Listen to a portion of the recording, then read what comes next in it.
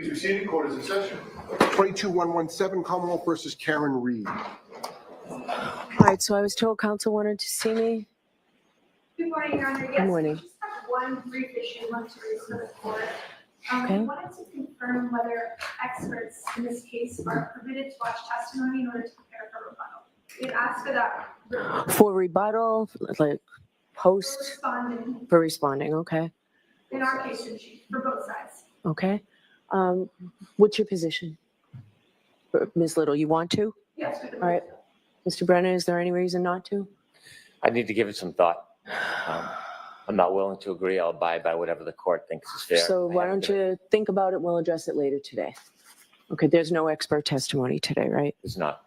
Okay. Thank you. All right, sure. Is that it? Ready to bring the jury in? That's all. You wanted a ruling on the clip from yesterday? I did. All right, you can play it. Thank you.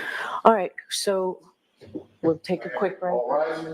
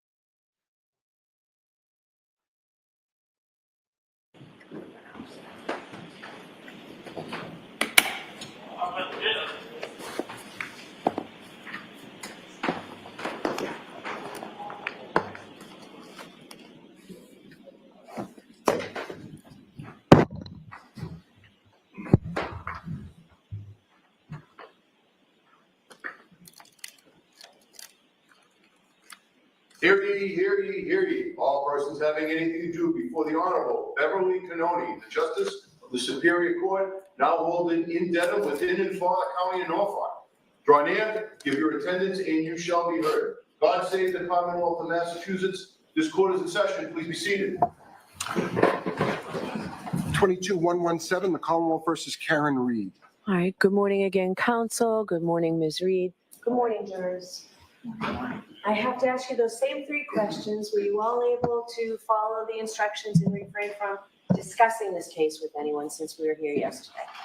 Everyone said yes and nodded affirmatively. Were you also able to follow the instructions and refrain from doing any independent research or investigation into this case? Everyone said yes and nodded affirmatively. Did anyone happen to see, hear, or read anything about this case since we left here yesterday? No. Everyone said no or should be yes. Thank you very much. Will we bring Mr. Whitman back in, please? Ms. Giannetti, you can step up to the podium. Thank you very much, Your Honor.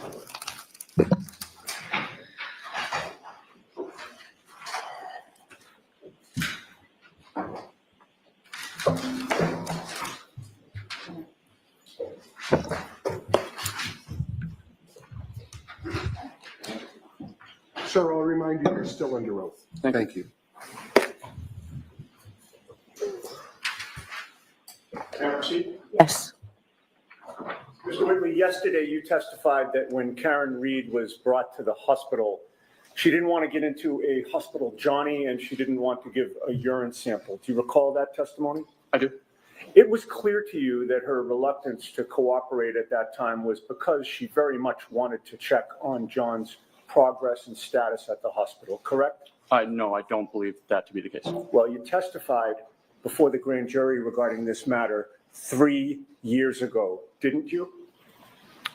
I don't believe I said that she was I reluctant. didn't ask you that question. You testified before the grand jury 3 years ago, didn't you? I testified before the grand jury 3 years ago. You were under oath then, as you're under oath today, correct? Correct. You swore to tell the truth. I am telling the truth. You swore to tell the truth in 2022 before the grand jury, did you not? I did. That was less than 3 months after you brought Karen Reed to the hospital, didn't you? Yeah. And your memory of what happened at the hospital was very good in April of 2022, right? As good as today. Your memory in April of 2022 was very good, wasn't it? It was very good as it is today. Okay, so you want to add the as it is today, despite the fact that you weren't asked that question. Is that right? Objection. Sustained. All right. When questioned by Mr. Lally at the grand jury, you were asked the following question. So what, if any, interaction did you have with her, meaning Ms. Reed, at the hospital once you were there? You remember that question, right? I do. And your answer was, so we, after that, I helped escort her down to, they call it the psych hallway, where they have rooms set up for psychiatric patients for their evaluation. And then she was unhappy that she wasn't able to see him, meaning John. And she kept trying to. She didn't want to get into a hospital Johnny. She didn't want to, I believe, give a urine sample. She was not, the nurses were asking her to do certain things that every patient has to do, and she was not cooperating with them. Do you remember that answer? I do. So 3 years ago, when you testified about this issue of giving a urine sample, you testified under oath that you believed that she didn't want to give a urine sample, correct? Correct. Yesterday, 3 years later, you testified with certainty that she didn't want to give them, right? Yeah, she was giving them a hard time about having to give a urine sample. Right. No, I'm asking you about your testimony yesterday in contrast to the grand jury, sir. Okay. To the extent that I ask yes or no question, I'd like yes or no answers. So okay? no instructions to the witness, Ms. Your Giannetti. Honor, Ask may a the witness be question. instructed to answer the question yes or no if it calls for a yes or no question. So Answer. Answer the question that's asked of you, okay? Okay. So go ahead, ask a question. You testified yesterday that she didn't want to give a urine sample without saying it was your belief that she didn't want to give one, correct? Correct. In any case, were you aware that when she was asked to give a urine sample, that Ms. Reed had gotten her period and did not have a tampon? I was aware she was on her period, yes. You're also aware that when somebody is brought to the hospital for a Section 12, they have no privacy. Isn't that right? They have medical privacy. Either the tech or the nurse would be with the patient at all times. Okay. with them at all times, observing them at Observing all them, times, correct. They- correct? So they wouldn't be, she wasn't in like a hallway open to the public. Understood, sir, but she also, when I said privacy, what I was asking is, she was not allowed to go to the bathroom alone to give a urine sample, correct? She was a psychiatric patient. Right. So she would have to use the bathroom in front of hospital personnel or some medical personnel with people watching her while she was on her period with no tampon, correct? I would understand that to be true. All right. And you're aware that she did cooperate and eventually give a blood sample as well, correct? I'm not aware of a blood sample, but urine sample, yes. She did give the urine sample. Correct. Now, in your testimony yesterday. Of what Karen Reed may have asked you about John surviving in the snow with light clothing. You remember those questions? John surviving in the snow with light clothing. You remember those questions? I remember asking about not having a jacket, correct? Now, starting at the end of the day, when I cross-examined you yesterday, I asked you about that topic and I said to you, you mentioned something about hypothermia, that you assumed you may have been dealing with a hypothermia situation. And your answer was, well, she said that he had been out in the snow without a jacket for many hours, correct? Correct. But before I cross-examined you at the end of the day yesterday, you previously testified 3 times about this topic, correct? I believe it would be the grand jury and the previous trial. Right, and direct examination when Mr. Brennan was asking you questions before I stood up, correct? Okay, yes. Let's start with the first time you testified about this topic back in 2022. That was, again, less than 3 months after you had a conversation with Ms. Reed at the scene on January 29th, correct? Correct. Her statements and questions to you at the scene were fresh in your mind in April of 2022, correct? Correct. In April of 2022, before the grand jury, Mr. Lally asked you, quote, what, if any, questions did she ask you regarding hypothermia? Do you remember that question? I do. Your answer was, she was just wondering if he could have survived outside in the cold even though he didn't have a jacket on. Do you remember giving that answer? I do. Nowhere in that answer, in 2022, less than 3 months after these events, do you attribute the words, quote, many hours, end quote, in the snow to Ms. Reed, correct? Yes, I was not. I'm not asking for an explanation, sir. I'm asking for an answer. All right, so he was answering you, Mr. My Yannetti. question called for a yes or no answer. Nowhere in your answer in 2022 do you attribute the words many hours in the snow to Ms. Reed, yes or no? No, I did not say that at that point. Nowhere in your answer in 2022 do you testify that Ms. Reed told you he had actually been in the snow for many hours, correct? She did. Sir, I'm asking you about your testimony. I object. So let him answer the question. Let me ask it again. Nowhere in your answer in 2022 did you testify that Ms. Reed told you he had actually been in the snow for many hours, correct? In 2022, I testified that I was just told to be brief and give generalizations. She quantified many hours in the snow when we were back at the Let me try this again, sir. So, because Mr. Yannetti, you're just saying 2022. Get to a Of date course, and a yes. place. April of 2022, okay, before the grand jury. My question again, and I'm still seeking a yes or no answer from you, okay? Nowhere in your answer in April of 2022, before the grand jury, did you testify under oath that Ms. Reed told you that John had actually been in the snow for many hours, correct? Not in 2022 of April, no. Okay. The next time you testified under oath was last year in 2024, correct? Correct. During that testimony, Mr. Lally asked you, oh, by the way, so 2022 is no mention of many hours, right? I did not, and I was told to be brief on the grand jury stand. But again, no mention of Correct. many hours in 2022. Okay. Now, 2024, last year, Mr. Lally asked you, so firefighter Whitley, at some point, specific to your conversations with the defendant, Ms. Reed, can you describe sort of her demeanor or any observations you made in relation to that as you were speaking with her? And your answer was, yes. She was very upset. She kept asking if there was any chance. She kept asking us if we knew if the person ambulance 1 had transported was alive or dead, and we could not speak to that.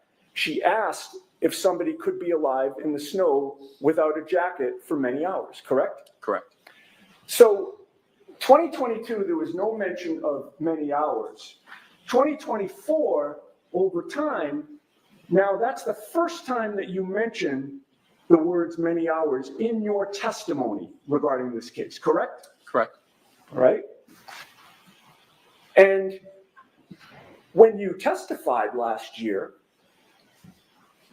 you testified still that she was asking you a question about surviving in the snow, correct? Correct. So then we come to yesterday on direct examination. Do you recall that Mr. Brennan yesterday asked you, before you left, were you having any conversations with the defendant? And you answered yes. Recall that yesterday? Is that at the hospital? I'm asking you yesterday, do you recall Mr. Brennan asking you, before you left essentially the scene, were you having any conversations with the defendant? And your answer was yes. You're talking about Lee, I'm just trying to make sure we're talking about the same instance. Are we talking about when we left the hospital or when we left Fairview Road? When you were at Fairview Road, leaving Fairview Road, we're talking about the same subject of what Ms. Reed supposedly told you or asked you. Okay, Mr. Brennan went into that with you. So on the way to, you're talking on the way to the hospital in terms of left, when we left. Well, before you left, he meant before you left the scene. Okay, no, I'm just trying to clarify. Again, it's the same conversation, Mr. Whitley. I'm not trying to trick you. Mr. Yannetti, he just asked for a point of reference. It's clear. Now go. Understood. And Mr. Brennan said, can you share with the jury what those conversations were about? And your answer was, so we were talking, she was upset. She kept asking if there was any chance her husband could be alive, even sitting outside in the snow without any coat for many hours. Do you recall that answer that you gave yesterday on direct examination? Yes. And that was the first time that you mentioned that she said, supposedly, or asked supposedly, about him sitting outside in the snow, correct? I was just using phrases generally speaking. I wasn't at that point I was paraphrasing. I was not speaking verbatim to what she said. Let's try that again. That was the first time that you mentioned that she claimed or asked that he was sitting outside, correct? It could have been sitting, laying, being. Let's try it a third time. So Was that- just ask the question, not let's try it. Sure. Let's try it. Was that the first time that you testified under oath that Ms. Reed said or asked about him sitting outside? Are you asking me to clarify whether she used the I'm not word asking you sitting? to clarify anything. I'm asking you whether that was the first time yesterday during direct examination that you mentioned that she asked about him sitting outside. I'm sorry. I am very confused because I'm trying to figure out if he was being outside, sitting outside. I'm asking you about Ms. Reed's statements, sir. That's all I've been asking you about. Her Okay. statements to you and your testimony about her statements to you. Was yesterday on direct examination the first time that you testified under oath that Ms. Reed mentioned the words sitting outside? I don't know. All right. I'm just using, she might have said laying outside, being outside, outside. Okay, so when you testified yesterday before this jury Yes. that she mentioned the words sitting outside, you're now saying that might not have been accurate, correct? It could have been a different word. Okay. But you didn't say it could have been a different word yesterday. You just left it as sitting outside, correct? Yeah, that's Okay. what I said, sitting. All right, so now we get from, the grand jury with many hours mentioned, to questions about many hours, to sitting outside, to let's talk about what you said on cross-examination. I object. Okay, the objection sustained. Sure. On cross-examination, your words were, she said he had been out in the snow without a jacket on for many hours, correct? She had asked if he had been outside, if there was any chance he could be alive, even though he was outside without a jacket for many hours. So it always was a question, correct? It was a question. She never said what you said on cross-examination yesterday, which was she said that he had been out in the snow without a jacket on for many hours. That was not a declarative statement by Ms. Reed, correct? Objection. I'll allow that. Was that a declarative statement by Ms. Reed? She asked if he could be alive without a jacket in the snow for many hours. So again, it was a question, sir. She asked me, and we were just trying to give her hope in terms of telling stories of hypothermic patients that could survive outside in the snow. Okay, is there any redirect? Briefly. Okay.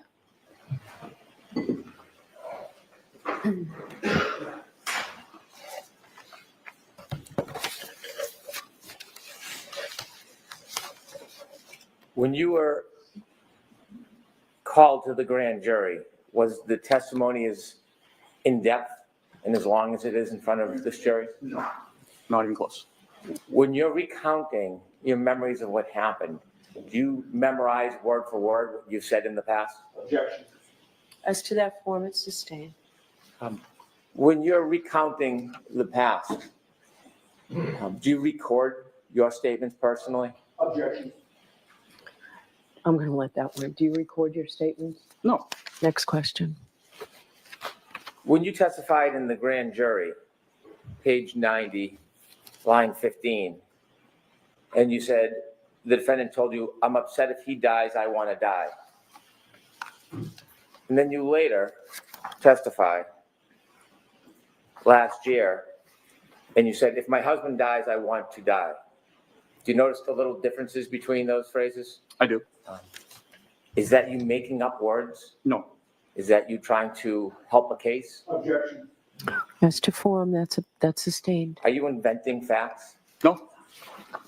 Sir, when you were recounting what happened that day, are you using your best memory? Objection.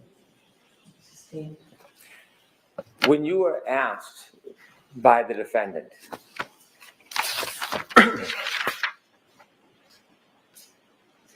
about how long, or someone out in the snow without a jacket for many hours, do you remember that conversation with her? I do. Where were you during that conversation? We were in the back of the ambulance. Do you remember it distinctly? I remember it distinctly. She was looking at me. When you tried to give her hope and comfort, and you told her stories about other situations where people, maybe children, have fallen through the ice and had hypothermia, did you have that conversation with her in trying to comfort her? I did. Do you remember that conversation? I do. Did you necessarily share those conversations with the grand jury?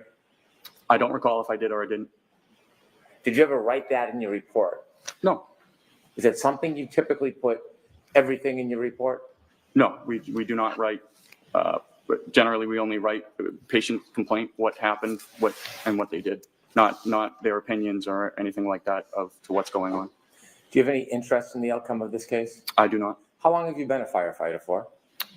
Since March of 2006, and an EMT since November of 2002. Over 20 years. Correct. You said that you live near Kerry Roberts? I do. You've been to a block party for the kids where you've brought the fire engine down? I do. Objection. I'm going to allow it.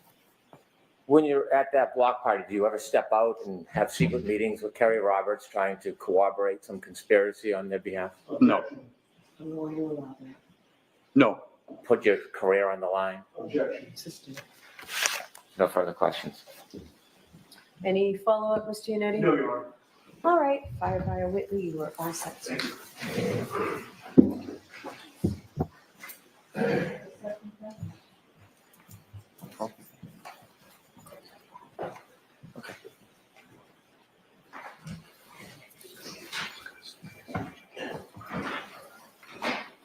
Like to play clip 5, Your Honor?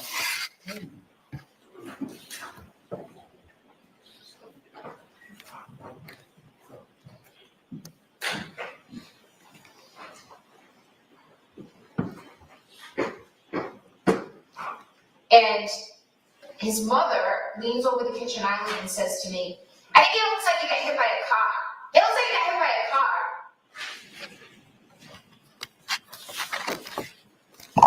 All right, who's your next witness, Mr. Brennan? Next witness is Jean DeMoulis.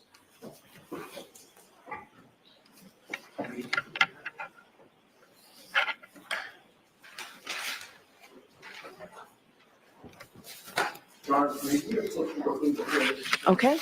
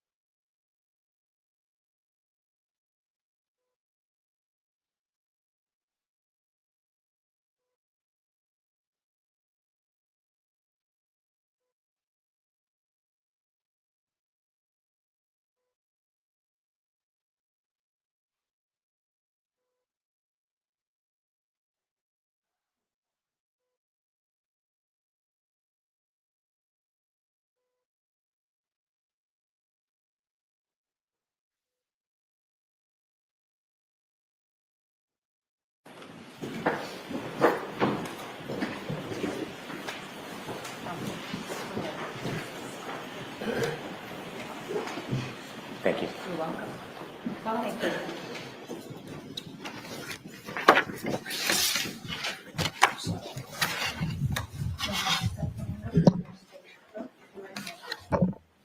You solemnly swear the evidence given to the court and jury in the case now hearing the truth, the whole truth, and nothing but the truth, so help you God. Yes, you can. Good morning. You can scooch in close to the microphone, thanks. May I proceed? Yes. Good morning. Good morning. Could you please introduce yourself to the jury? My name is Jean DeMulis. I am the general manager at CF McCarthy's in Canton. I'm going to ask you to keep your voice up, if you would, please. Sure. Thank you.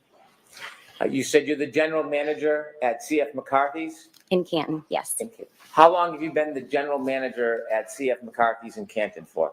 For 6 years. Can you briefly describe for the jury what CF McCarthy's is? It is a restaurant and bar. At CF McCarthy's, is there a video surveillance system inside? Yes. Who owns that video surveillance system? CF McCarthy's. Are you familiar with the video system? Yes. Have you ever looked at it before? Yes. Do you employ people to help the establishment with the video system? No. You maintain it on your own? Yes. At some point, were you visited by somebody from the Massachusetts State Police? Yes. Were you asked whether or not they could view some of your video surveillance? Yes. Do you remember the date? Not the date they came to visit you, the date that they were looking for. I believe it was January 28th, 27th, 28th of 2022. Around that time? Yes. Did you allow access to the video system? Yes. Did you oversee that access to the video system? Yes. Was it a state police officer? It was two state police detectives. Do you remember their names? I remember one of the detectives' names. I do not remember the other detective. The one you remember, could you share the name? It was Detective Buchnick, Yuri. Detective Yuri Buchnick. Yes. At some point, was he allowed to download information from the surveillance system? Yes. Did you watch him do that? Yes, I did. At some point, have you been able to briefly look at some of that download? Yes. And does it appear to be a fair and accurate depiction of the surveillance or the area of your bar? Yes. Move to introduce. Okay, there's no objection, Ms. Giannetti? There is no objection, Your Honor. Exhibit 18, so marked. Thank you. Your Honor, may I play just a small portion? Sure. Thank you.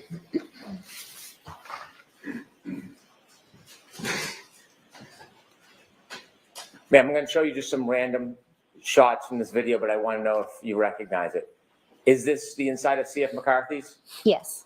I'm not asking if you have any particular knowledge or information about that now. I want to know Yes. is this a fair and accurate depiction of what C.F. McCarthy's looks like? Yes. Has there been any substantive, significant changes to the inside of that establishment No. since this video was taken? No. Okay. Thank you, Ms. Gilman. Your Honor, I have no further questions. Okay. I have no questions. All right. Thank you very much. Thank you.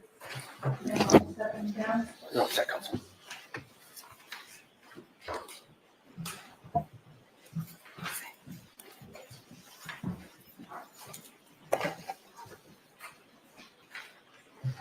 Your next witness, Mr. Brennan. Thank you. Bridget Meehan.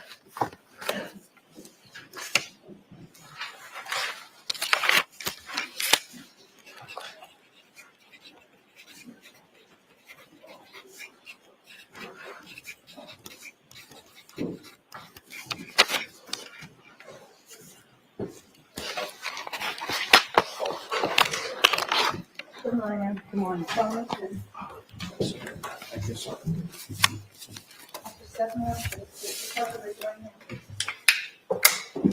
You solemnly swear the evidence you give the court and jury in the case now hearing is the truth, the whole truth, and nothing but the truth, so help you God. I do. Good morning. Good morning. May I proceed? Yes. Good morning. Good morning. Could you introduce yourself to the jury, please? My name's Bridget Meehan. Where do you work? I work at the Waterfall Bar and Grill in Canton. The name maybe tells us a little bit about it, but could you just share a couple lines of what the Waterfall Bar and Grill is? It's a small family-owned business in Canton. It's in a mixed condo complex. Are you involved in the ownership of it? Yes. How long have you been involved with the Waterfall Bar and Grill? We've been there approximately 10 years. Do you help run the establishment? Yes, I do. And you were running the establishment back on January 28, 2022? At some point, were you asked or visited to see if your establishment had video surveillance of the inside? I was. Does your establishment have video surveillance of the inside? It does. Do you have a camera and a server? Do I have? Yes, I do. Okay. Did you provide video surveillance to the Massachusetts State Police from that night, January 28, 2022? Yes. May I approach, Your Honor? Yes. I'd like to move this in as an exhibit, please. Okay. Ms. Giannetti? No objection. Thank you. Exhibit 22. With the court's permission? Yes. Thank you.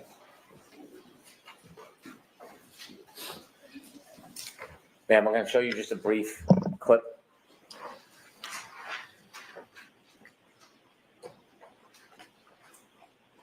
Okay, stop, please. Do you see that video? I do. Does that depict the inside of McCarthy's? No. I'm sorry, the waterfall? Yes. I'm trying to switch establishments on you. Back on January 28, 2022, does that look the way it looked then? Yes. Has there been any significant changes inside since then? No. Thank you. I have no further questions. I have Okay. no questions. All right, Ms. Meehan, you. Thank you. And I'll get that coming down. Is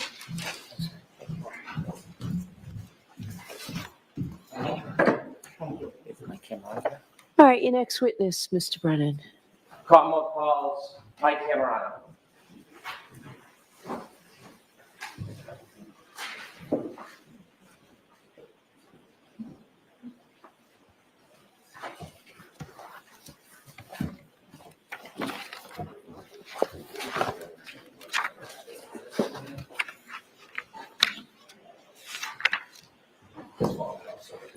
Come on, can I follow me?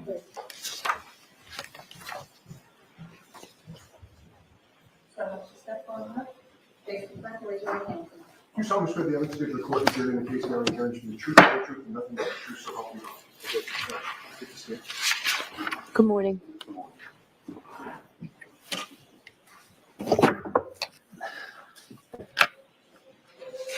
May I? Please. Good morning, sir.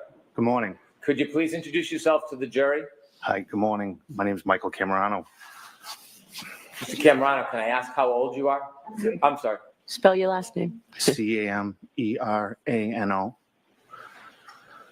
And so if you could either move the microphone down a little bit or speak up, or maybe a combination of both, please. Okay. Thank you. Thank you. Could I ask you how old you are? 48, Where do you live? Canton, Mass. How long have you lived in Canton for? Me and my wife have lived there for 20 years. Me and my wife have lived there for 20 years. We have 2 children. How old are your children, sir? My daughter is 17. My son is 14. Did you know John O'Keefe? Yes. How did you know him? I met John for the first time at his sister's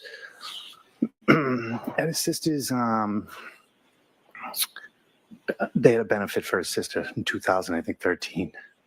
I met John there for the first time.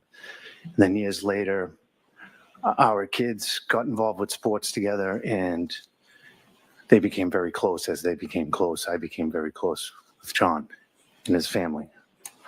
Was your daughter close with John's niece? Yes. Was your son close with? Yes. Did you spend a lot of time together through sports and socially? Yes, we did. I want to take you forward to January 28th of 2022. Okay. Do you remember that day? Yes. Had you, without any discussion of what might have been said, did you have any discussions with John that day? Yes. Did you have a plan? Yes, we were communicating. At some point, did you decide that you were going to spend some time or go meet John? Yes. That Friday, my daughter and his daughter, they got acceptance letters to school. So we wanted to get them together so they could enjoy the time together. And, just, go over like how it would be so much fun, something new, different.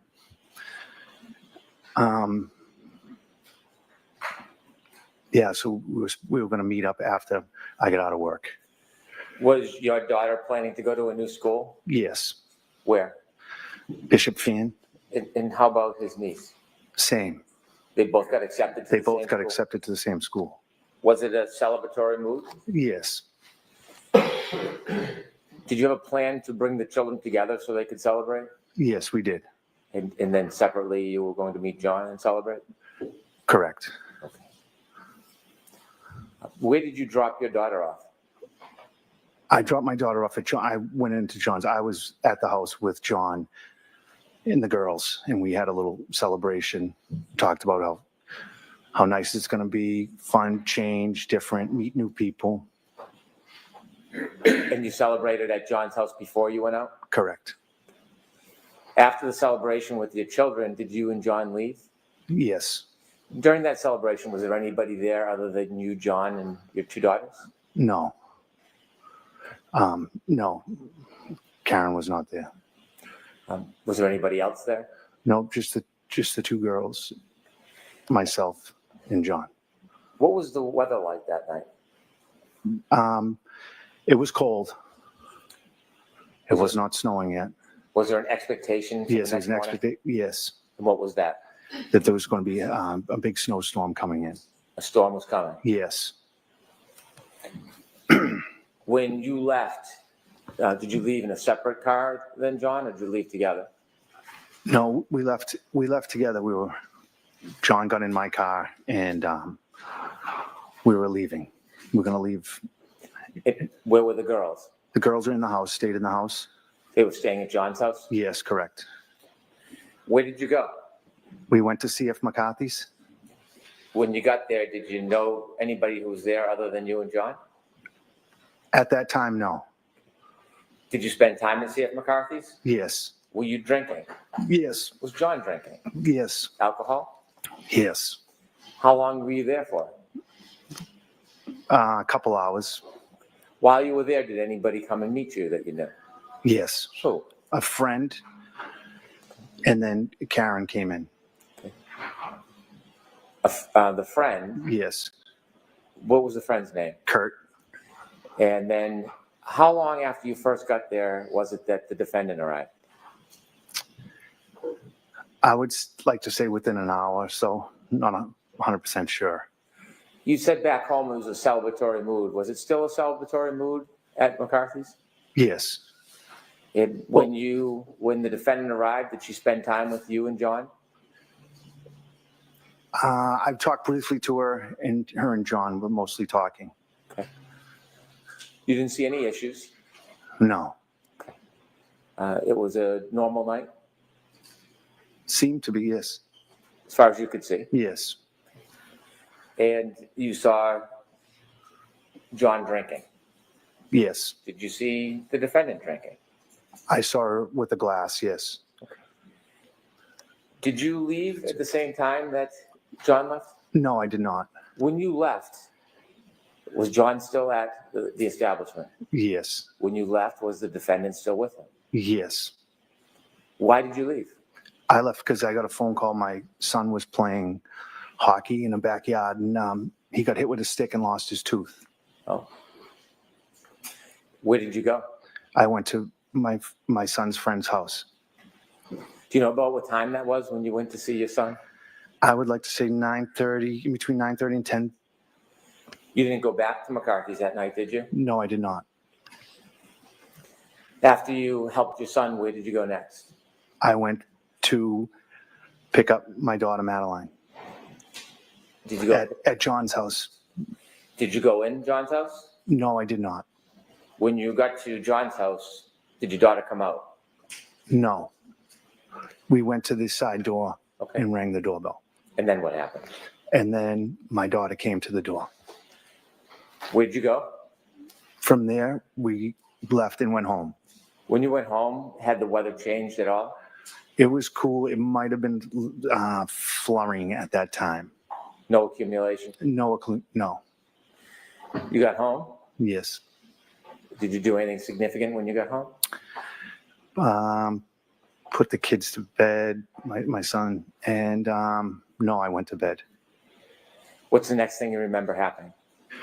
Waking up to, I missed some phone calls Who were the missed phone calls from? from my wife and Karen. What did you do? I called my wife.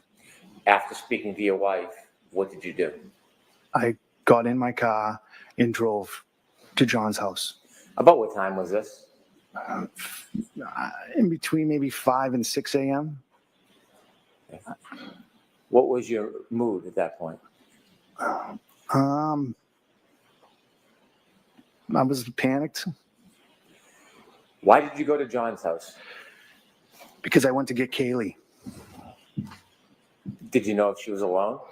Yes, How long did it take you to get to John's house? maybe 5-7 minutes. When you get to John's house, what do you see? I pull in the driveway. I see that the garage door is open. I go in through the garage door. I don't know if Kaylee was standing there, if the door, she came out the door, and I asked her, if she needed anything, she could get in my car and stay warm.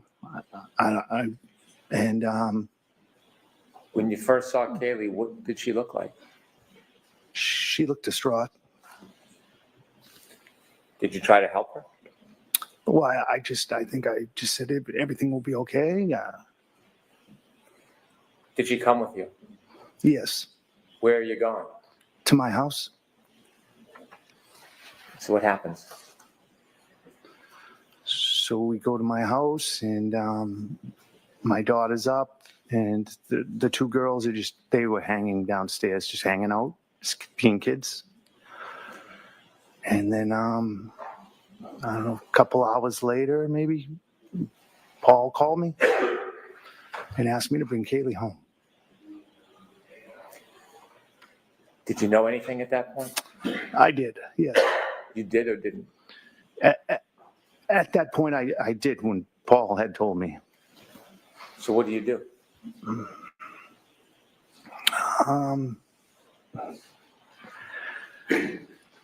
Asked Madeline and Kaylee if I'd say, Madeline, we come for the ride. I don't say anything to Kaylee, and we get in the car and I start heading back to John's house. And you didn't say anything to Kaylee? No, I didn't. I just said everything will be all right. She had a feeling. Why do you say that? She didn't want to go home.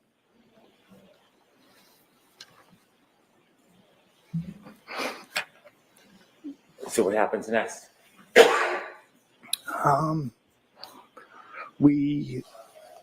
So I pull in the driveway, and I remember Paul and Papa standing. I think they were standing at the side door, and we just embraced. Did you stay? No, not long. No. Did you go back? I was to the house. I went back to my house. Did you go back to John's house? I did the next day. Yes, I was there. When you went back, were there people there? Yes, Many? there was people coming and going. Thank you. I have no further questions. Thank you.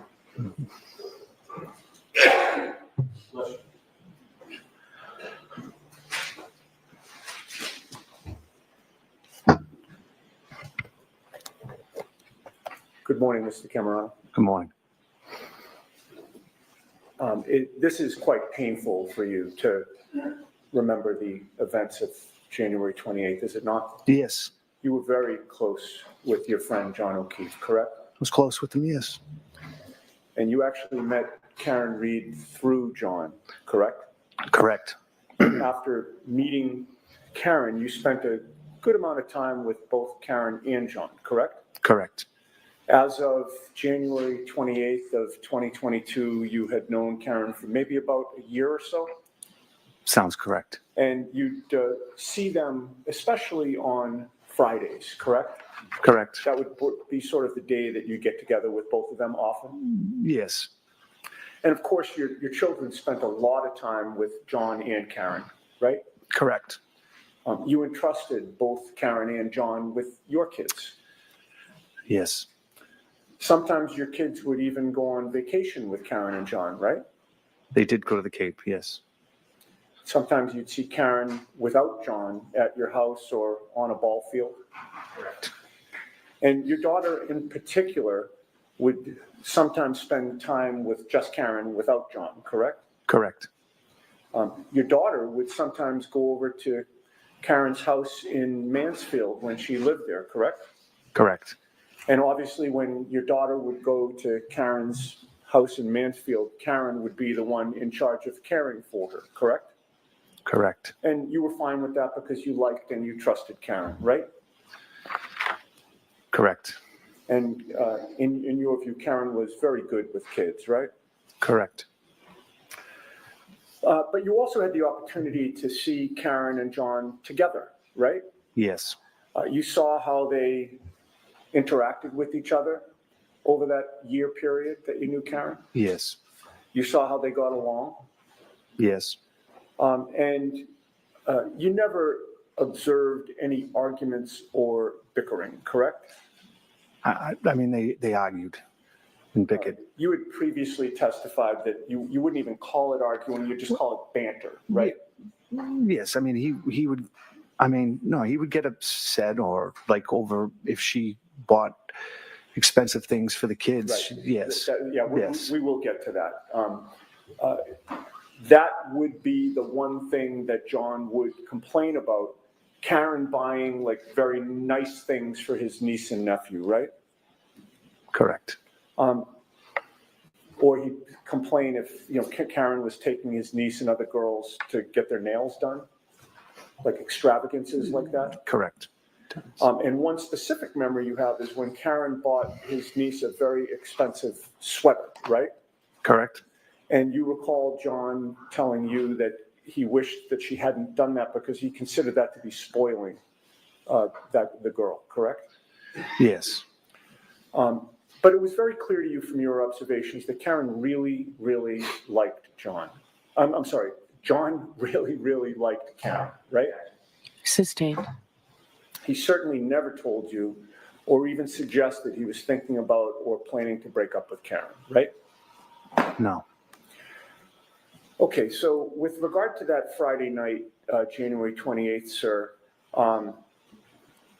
the plan was for you and John to go to McCarthy's to have some drinks because there was a storm coming in, correct? And because of the celebration of the girls getting into Bishop Fen? Well, yeah, we were going out. It wasn't a continuation of the celebration of the girls. We were going out to have a few beers as guys. Okay.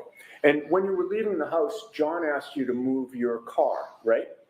Correct. Where was your car when John asked you to move it that night? Actually, I backed up my car. We were leaving the driveway, and John asked me to stop so he could move his car. I see. And he wanted you to move your car because of the storm coming in, and he wanted Karen to be able to pull her car into the garage, right? Correct. And that was really thoughtful of him, wasn't it? Yes, extremely. And it showed you that he was being chivalrous toward Karen that night, right? Yes. He didn't want Karen to be out in the heavy snow later when she returned to his house during the expected blizzard, right? Sustained.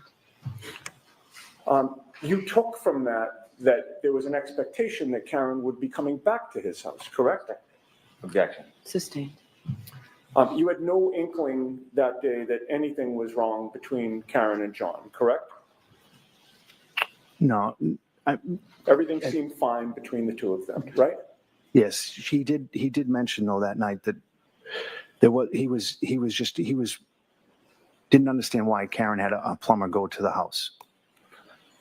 Because he had somebody that could have done that work instead of paying for the plumber, right? Well, yes. Okay. And but in any case, the plan was for Karen to meet up with the two of you, right?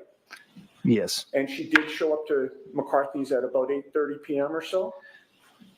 Yes, I guess if that's the time. And you saw an affection. I'm sorry, what was the answer that you If said? that was the time, I'm not sure about the timeline. Okay. It was sometime after you'd Yes. gotten there. Right. Correct. But you do remember when Karen arrived, there was an affectionate greeting between John and Karen, right? Yes. You saw them kiss, right? Yes. You saw John put his arm around Karen, Correct. and you saw that Karen sort of nestled into his embrace. Correct.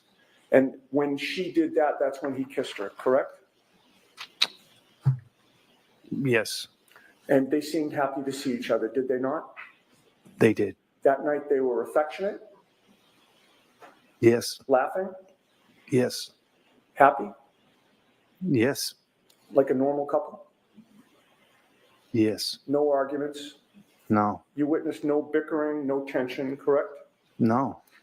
And during the month before John's passing, that January of 2022, you observed their relationship in your presence to be normal, caring, and affectionate, right? Yes. Thank you very much, sir.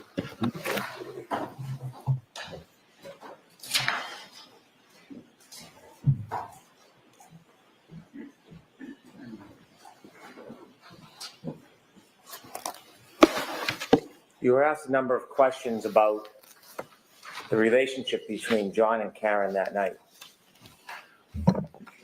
Do you know what was going on behind closed doors other than what you saw? Objection. I'll allow it. No. Do you know whether or not they texted each other that day? No, that day, no. Do you know whether or not there was any arguments that day? Objection. I'll allow it. Not to my, no, I don't know if they were, I don't know if they were arguing over the plumber situation. I Do you don't know if there's any vulgarities that day? No. Do you know if there's any vulgarities that night? No, not to my knowledge. Do you know whether or not John was trying to end the relationship with Miss Reed? Objection. Do you know that, sir? No. Next question. Do you know if there was any jealousy in that relationship? Objection. I'll allow it. I mean, Karen wouldn't let, they did everything together, a lot of things together. And I thought at times, yeah, you could see, she didn't want other women around John. I don't know, not at that, but. Thank you. You follow it? Not very much. All right, Mr. Camerano, you're all set, sir. So I'll just get them down, please. I'll see counsel at sidebar for just a minute, please.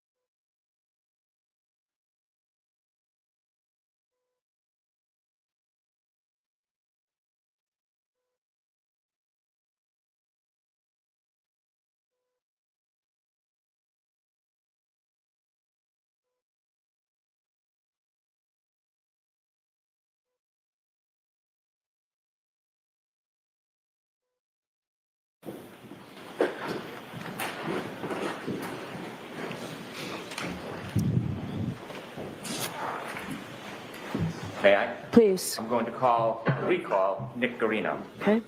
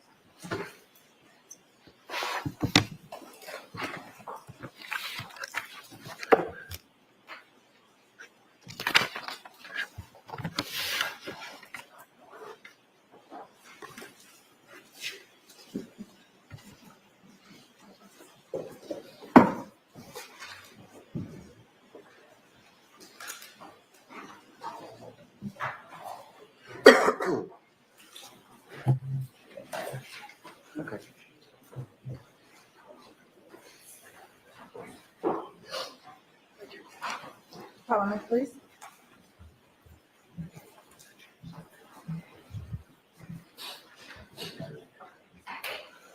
Sure, you can have a seat. I'll remind you you're still in your room. Or stand, however you're most comfortable today. Just do whatever you need to do, okay? Thank you, Your Honor. Good morning, everyone. Sir, yesterday we talked about downloading phones and making what you called extractions.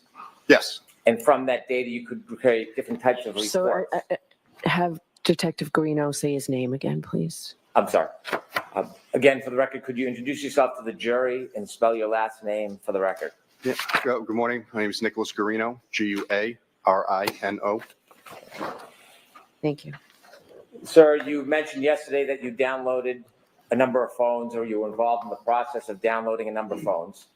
That's correct. You explained to us that after you have the data analyzed, you can pinpoint certain items that you may want to put in a document. Yes. So the extractions into a program of our choosing, Cellbrite is the most commonly used, and then we can take call logs or text messages, any information that the investigator is looking for. When you downloaded Mr. O'Keefe's phone and you downloaded the defendant's phone, did you try to create, or did you create a report through Cellbrite, the software, that would show you all of Mr. O'Keefe's call logs? Yes, I did. And when I use the term call logs, what does that mean? The call logs are the calls that the phone receives. How do you create a report from Cellbrite?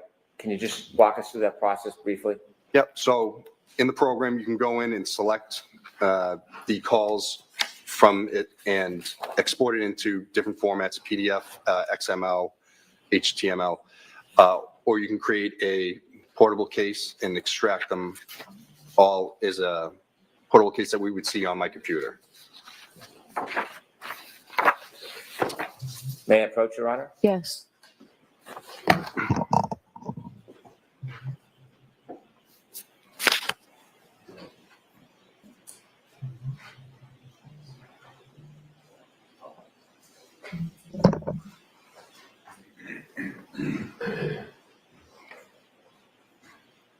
Showing you a document of Mr. O'Keefe's call logs. Do you recognize that? Yes. And what is it? It is the call logs. Just want to make sure it's between John O'Keefe and the defendant from, just want to see the dates, the 28th, January 28th, 2022 to January 29th, 2022. Would this contain all the phone calls from his phone data, the calls between those two parties that night? Yes, that's what I created. Thank you.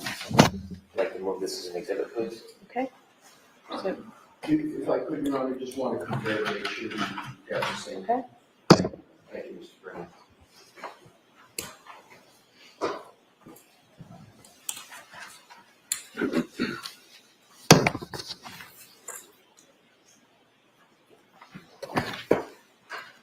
Thank you, Mr. Brown. Okay. Thank you, Your Honor. Consent. Okay. No objection.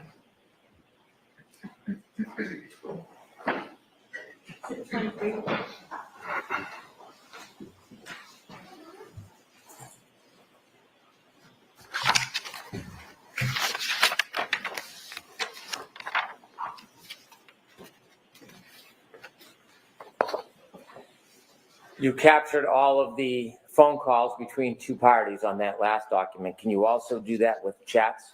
Yes, that is true. And did you do that in this case? Yes, I did.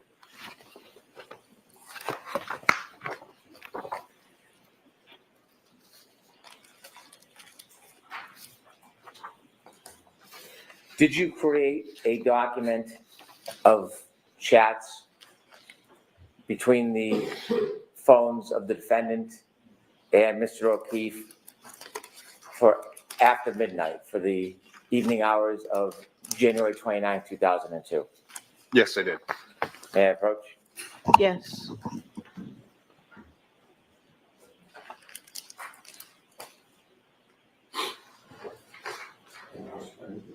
I'm good. You recognize that document, sir?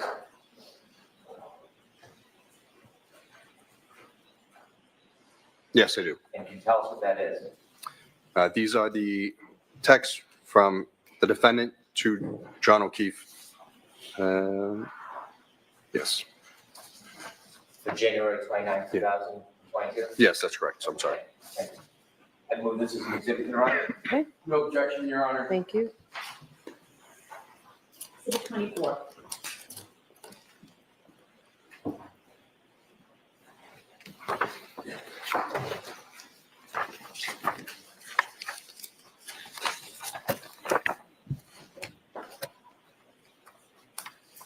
Did you identify or specify chat messages between John O'Keefe and a person named Jen McCabe? Yes, I did. Did you create a Cellbrite report? Yes, I did. May I approach? Yes.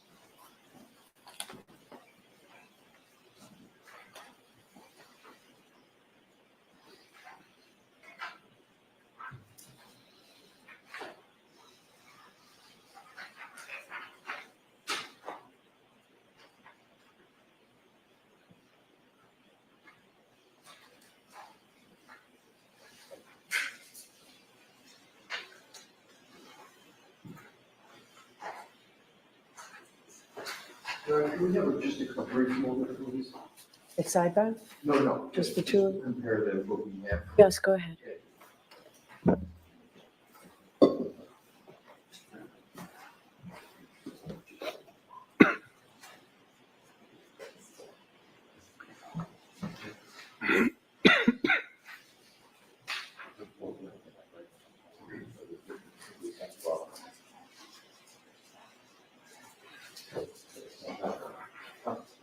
Thank you, Your Honor. Okay. Thank you, Mr. Wright. You're welcome. Sir, I'm handing you a document. Do you recognize it? Yes, this is the text messages between John O'Keefe and Jen McCabe on 29th on January 29th, 2022. And this is through a search of Cellbrite where you match their data, pull up all of their conversations. Yes, that's correct. Yes. Okay. I move to introduce this, please, Your Honor. No objection, Your Honor. 25.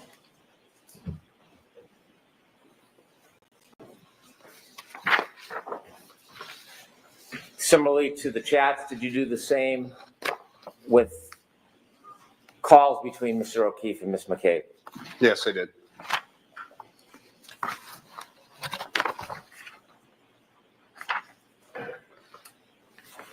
May I approach, Your Honor? Yes.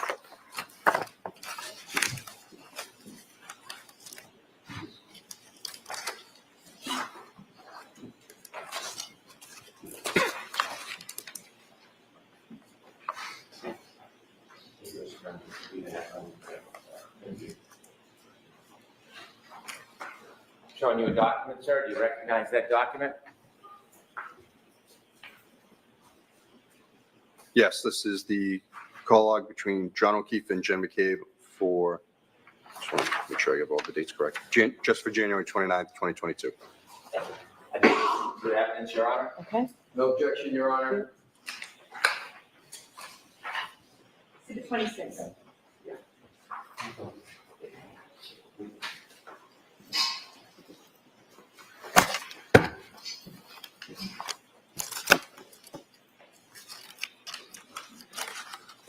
Did you do a file extraction and a report on all chats between the phones of John O'Keefe and the defendant for a period of time?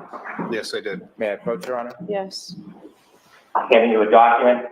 Do you recognize that document? Handing you a document. Yes, this is the text messages between. Yes, this is the text messages between John O'Keefe and the defendant from January 28th to January 29th, 2022. Thank you. Your Honor, move this into evidence. Okay. Mr. Alessi? No objection, Your All Honor. right. Thank you. Exhibit 27.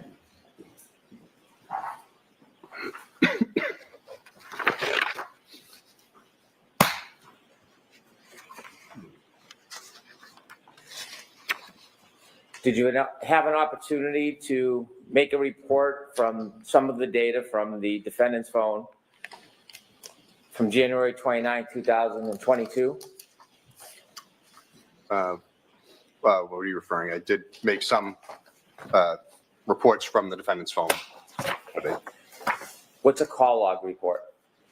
Again, the call log report is the calls that the party makes to another phone. So it's going to show everyone they've called or attempted to call. May I approach, Your Honor? Yes.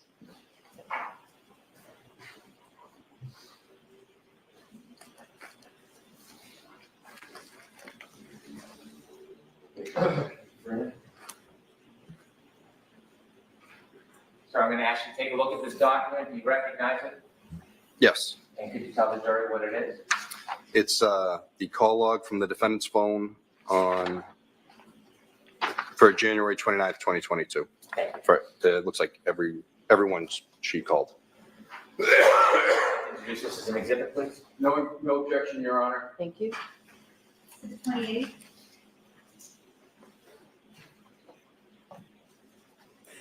What we just introduced into evidence is the entire call log of calls to anybody and everybody to and from for that period of time. Yes. That's fair to say? Yes, that's correct. And then can you further isolate calls between just two parties? Yes, you can. You can search by phone number or name. And did you do that with the defendant's records for some parties? Yes, I did. Did you isolate phone calls between the defendant and Ms. McCabe for the evening of January 29, 2022? Yes, I did. May I approach? Yes.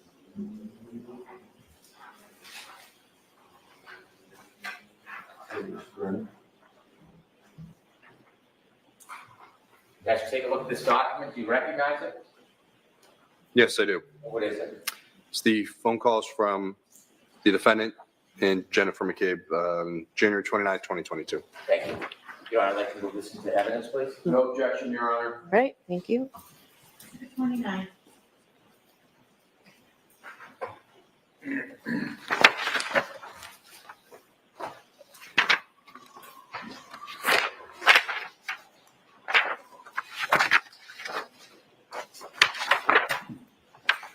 Did you isolate calls between the defendant and Ms. Roberts for the night of January 29, 22? Yes, I did. Can I see the last exhibit, please? Thank you, sir.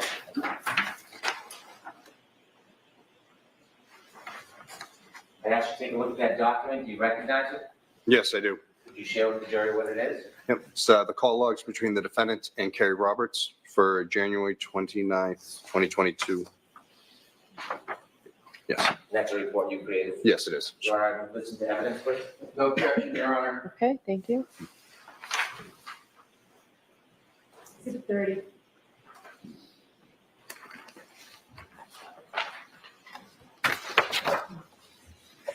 Did you have an opportunity to isolate and produce a report for all chats between the defendant and Ms. Roberts for the night of January 29, 2022?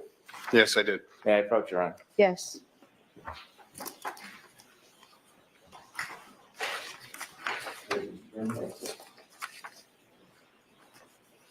So I'm handing you a document. You recognize that? Yes. And could you share with the jury what that is? This is text messages between the defendant and Carrie Roberts on January 29th, 2022. Thank you. I would move this to evidence, please. No objection, Your Honor. Okay. Jurors, this is the way we have to put evidence in cases in Massachusetts, okay? Exhibit 31.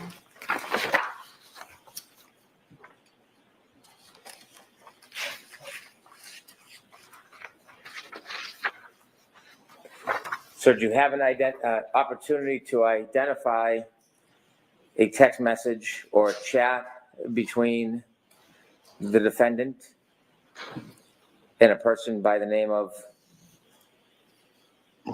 Ingrid on the morning of January 29th, 2022?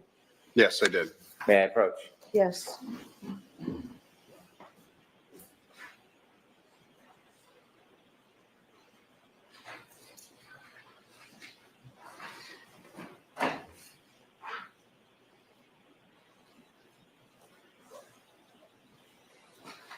If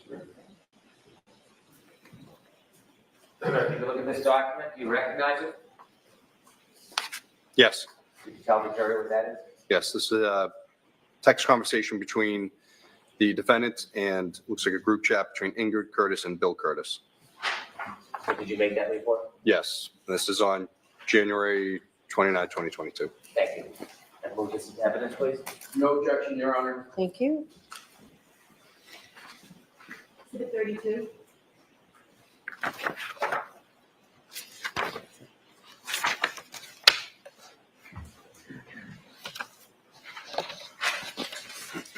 If this is a good time, if the honor would permit. Okay.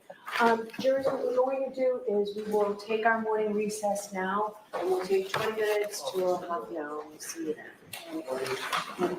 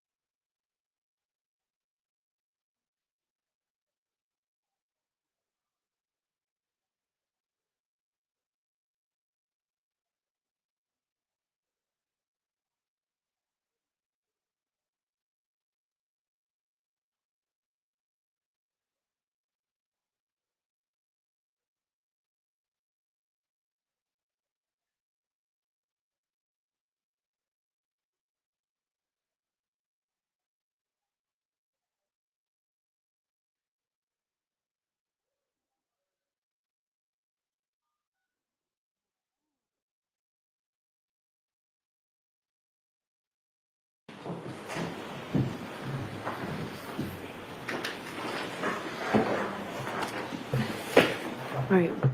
Please be seated, court is in session. Could I see counsel for a minute regarding scheduling, please?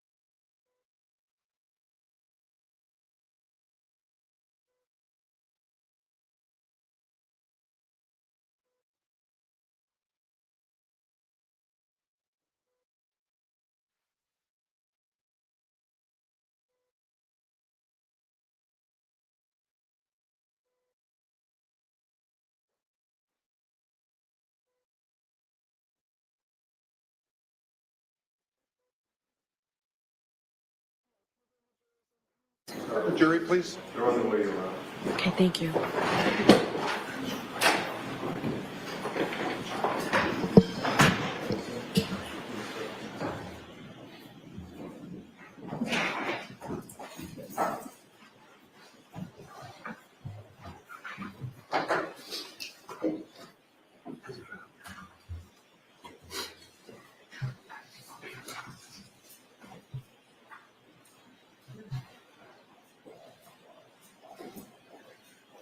All rise for the court, please. Representative.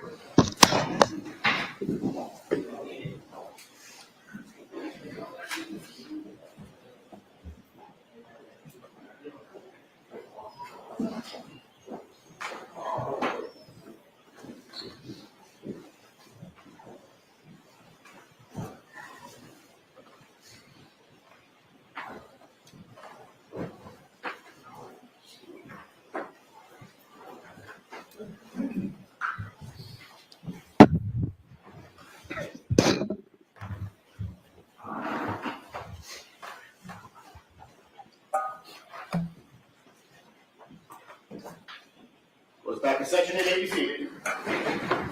All right, Mr. Brennan, whenever you're ready. Thank you, Your Honor.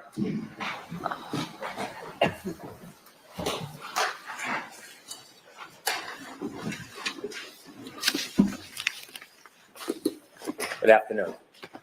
Just a few more items I'd like you to recognize. Your Honor, may I approach? Yes.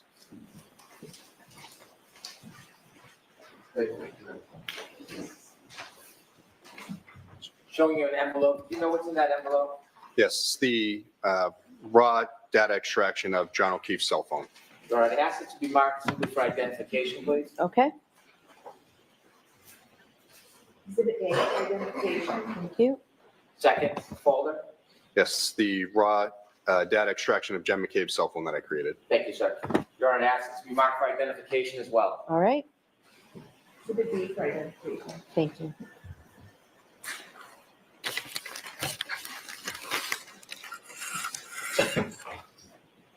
Trooper, you shared with us that you downloaded the extraction of the phones that you identified, and you made reports based on specific identified features. For example, a conversation between two people. Yeah, so I didn't do the extraction of Jen's phone, but I made those reports with the PDFs from the data extraction. Relative to Mr. O'Keefe and the defendant's phones, you created a document that provided us the phone calls between them on January 29th? Yes, that's correct. And separately, you also provided a document that included all of the chats or text messages between John O'Keefe and the defendant on January 29, 2022. Yes, it also included the 28th. Thank you. Yes. And in that compilation, did you put together or do you create or review a PowerPoint of those? Yes, I did. And what was the point of that? Just to show the texts and calls in a chronological order, because that way you're not looking at two different documents, trying to compare and contrast the calls to text messages when each is coming in. And did you begin that PowerPoint presentation with a call at 2:16:10 on January 28, 2022? Yes, that's correct. And are there additional chats or text messages earlier that morning? Yes, there's a handful starting around 9:45 a.m. May I Yes. approach, Your Honor? Yes.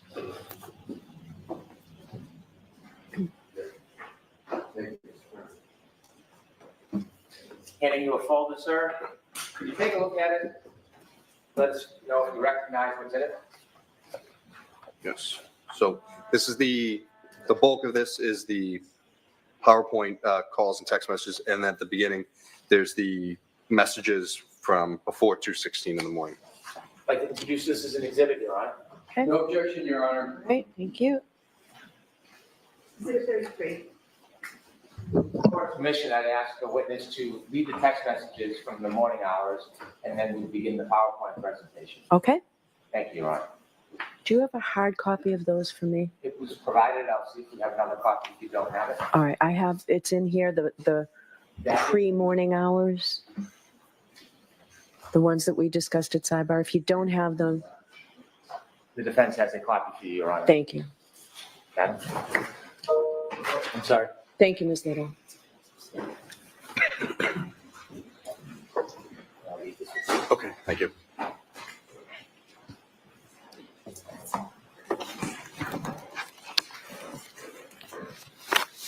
May we begin, Your Honor? Please. Could you first read the text messages from that morning to the jury? Yes. Apologize if I misspell things or state things. Start time, all right.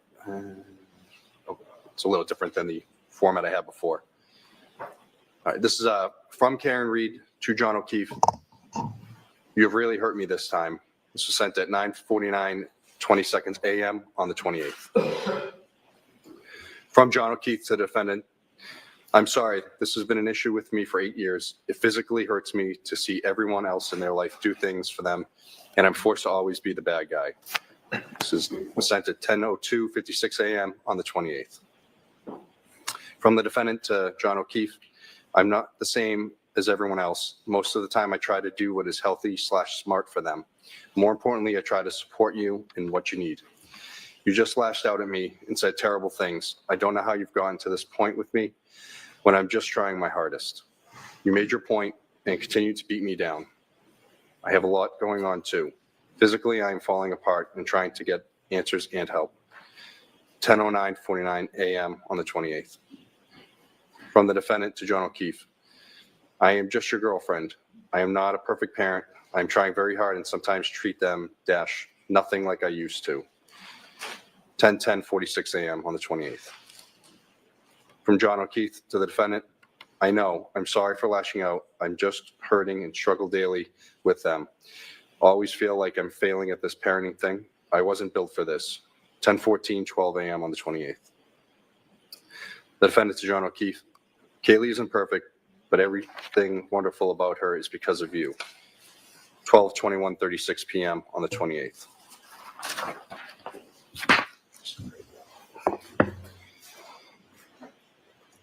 From John O'Keefe to the defendant, an emoji is sent at 12:21:59 on the 28th. From the defendant to John O'Keefe, it's true, I know she's her mother's daughter, but she wouldn't be so bright and successful if she lived with anyone else. 12/22:51 p.m. on the 28th. From the defendant to John O'Keefe, wow, Kristen just sent 2 back-to-back messages to not lose your faith in the kids. 12/31:28 p.m. on the 28th. From the defendant to John O'Keefe, or in yourself, at 12/31:41 p.m. on the 28th. From John O'Keefe to the defendant, there's 2 emojis sent at 12:32:06 p.m. on the 28th. From the defendant to John O'Keefe, no, and there's 2 emojis. Life can pick you up sometimes. Please be happy with them and put away your frustrations for the rest of the day. And be so proud of yourself, JJ. And that's 12:33:35 p.m. on the 28th. From John O'Keefe to the defendant, that's what bothers me more than anything. Should have sent Peg's or Sarah's W-2s. We're all equal guardians. 1:18:21 p.m. on the 28th.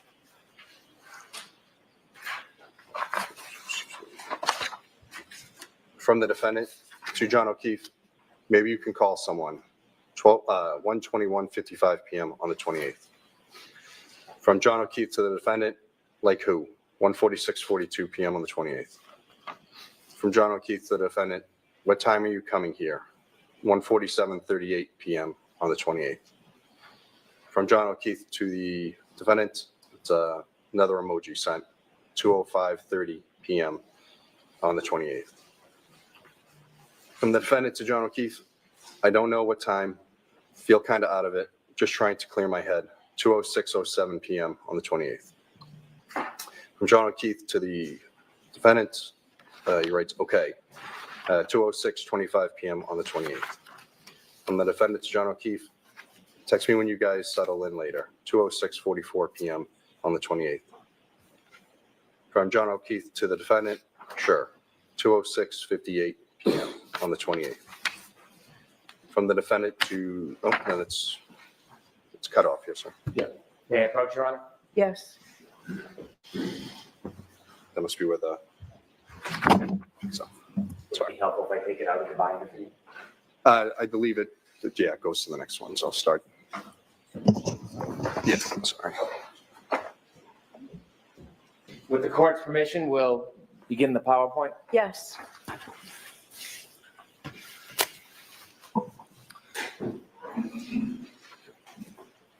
At your leisure. Okay. The phone calls, text messages, and then we'll start with the first slide. This is from the defendant to John O'Keefe. I feel pretty shitty about how this morning went down. I know you said sorry, but it really stung, especially when I've been trying pretty hard lately. I feel like a loser turning around, just coming back over after everything you said. 2:16:10 p.m. on the 28th. From John O'Keefe to the defendant, not sure what you want me to do. I said I'm sorry and I was out of line. If you prefer to stay home, I totally get it. 2:17:16 p.m. on the 28th. From the defendant to John O'Keefe, things in my own life have been difficult too, you know. 2:17:33 p.m. on the 28th.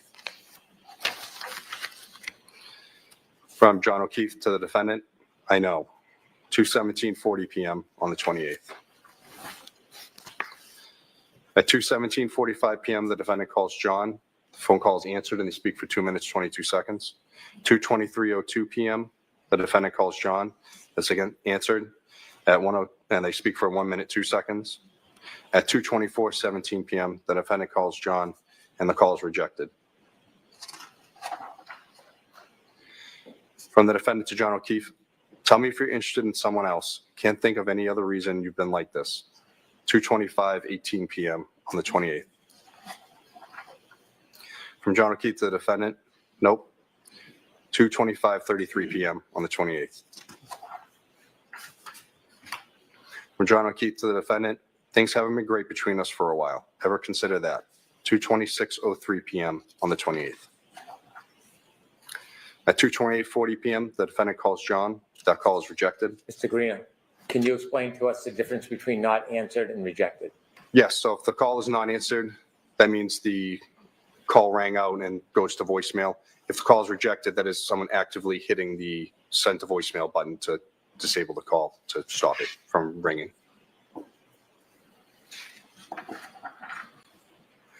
From John O'Keefe to the defendant, kids are here, not in the mood to talk. 2:29:03 p.m. on the 28th. From the defendant to John O'Keefe, so you're not into it anymore.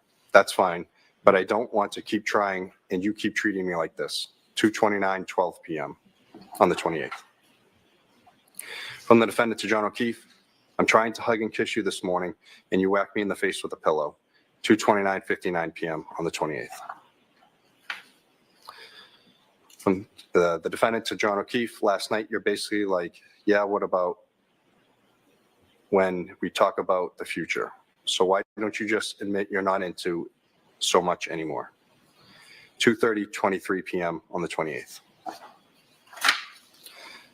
From John O'Keefe to the defendant, not how it went down, but okay. 2:30:26 p.m. on the 28th. From the defendant to John O'Keefe, can you please admit your head is out of the game with us? 2:30:52 p.m. on the 28th. John O'Keefe to the defendant, sick of always arguing and fighting. It's been weekly for several months now. So yeah, I'm not quick to jump back into being lovey-dovey as you apparently. 2:32:28 p.m. on the 28th. At 2:32:47 p.m., the defendant calls John. That call is rejected. John O'Keefe to the defendant, OMG, stop calling. 2:32:54 p.m. on the 28th. From the defendant to John O'Keefe, then why would you start with me this morning? 2:32:58 p.m. on the 28th. From the defendant to John O'Keefe, you're setting me up to fail. 2:33:05 p.m. on the 28th. From the defendant to John O'Keefe, you started a number of fights from your end. 2:33:26 p.m. on the 28th. And John O'Keefe to the defendant, I've explained it a few times already, not doing it again. 2:33:31 p.m. on the 28th. From the defendant to John O'Keefe, so you're not into this anymore. 2:33:41 p.m. on the 28th. From John O'Keefe to the defendant, not into fighting all the time, correct. 2:34:03 p.m. on the 28th. From the defendant to John O'Keefe, if you tell me you're interested in someone else, you will never hear from me again. You can have all the space in the world. 2:34:11 p.m. on the 28th. From John O'Keefe to the defendant, he sends an emoji. 2:34:19 p.m. on the 28th. From the defendant to John O'Keefe, then stop starting with me. 2:34:20 p.m. on the 28th. 2:34:29 p.m. the defendant calls John. He rejects the call. John O'Keefe to the defendant, I'm not answering. Stop calling. 2:34:42 p.m. on the 28th. From the defendant to John O'Keefe, can you please answer after how you treated me earlier? 2:34:43 p.m. on the 28th. 2:34:54 p.m. the defendant calls John. That's rejected. John O'Keefe to the defendant, Kaylee is right here. 2:35:02 p.m. on the 28th. The defendant to John O'Keefe, you start a rager with me out of nowhere and then tell me you're sick of fighting with me. 2:35:41 p.m. on the 28th. The defendant to John O'Keefe, I'm going to grab a drink in a bit. 2:38:14 p.m. on the 28th. 2:38:42 p.m. the defendant calls John. That call is rejected. The defendant to John O'Keefe, can you please answer? 2:38:52 p.m. on the 28th. From John O'Keefe to the defendant, no Karen, not sure why you need to announce that you're going, not sure why you need to announce that you're grabbing a drink, but have fun. 2:39:46 p.m. on the 28th. From the defendant to John O'Keefe, seeing if you want to meet me later. 2:40:22 p.m. on the 28th. From the defendant to John O'Keefe, can you please call me? 2:40:32 p.m. on the 28th. From John O'Keefe to the defendant, have to take them to the doctor. He has practice. 2:40:55 p.m. on the 28th. From the defendant to John O'Keefe, yeah, 5 minutes. 2:41:17 PM on the 28th. At 2:43:01 PM, the defendant calls John. It's not answered. At 2:43:45 PM, the defendant calls John. The call is rejected. John O'Keefe to the defendant. My father just walked in. 2:43:58 PM on the 28th. The defendant to John O'Keefe. Okay, can you please call me for 2 minutes? 2:44:14 PM on the 28th. John O'Keefe to the defendant. Not right now. 2:44:23 PM on the 28th. The defendant to John O'Keefe. I'm there when anyone else needs me. 2:44:26 PM on the 28th. At 2:45:32 PM, the defendant calls John. The call is rejected. The defendant calls Mr. O'Keefe. Yes, John, you gave me utter grief this morning. I'd like you to call me for a minute. 2:46:16 PM on the 28th. The defendant to John O'Keefe. I've been trying to get over the hump with is arguing, and now you tell me you're not into doing things, and you don't want to fight weekly, but fly off the handle at 8 a.m. with me, like you're setting me up to fail. 2:47:08 PM on the 28th. The defendant to John O'Keefe. I've been dealing with my own personal crisis over things I have zero control over. I'd like to lean on you too sometimes. Instead, I just hear everything I've done wrong. 2:48:34 PM on the 28th. At 2:56 PM, the defendant calls John. The call is rejected. At 2:51:13 PM, the defendant calls John. It's rejected. 2:52:37 PM, John calls the defendant. It's not answered. At 2:53:56, the defendant calls John. Again, not answered. The defendant, John O'Keefe. You seriously cannot pick up the phone for 2 seconds. 2:54:13 PM. 2:58:05 PM, the defendant calls John. It's rejected. At 2:59:13, John calls the defendant. The call is answered and they speak for 4 minutes, 59 seconds.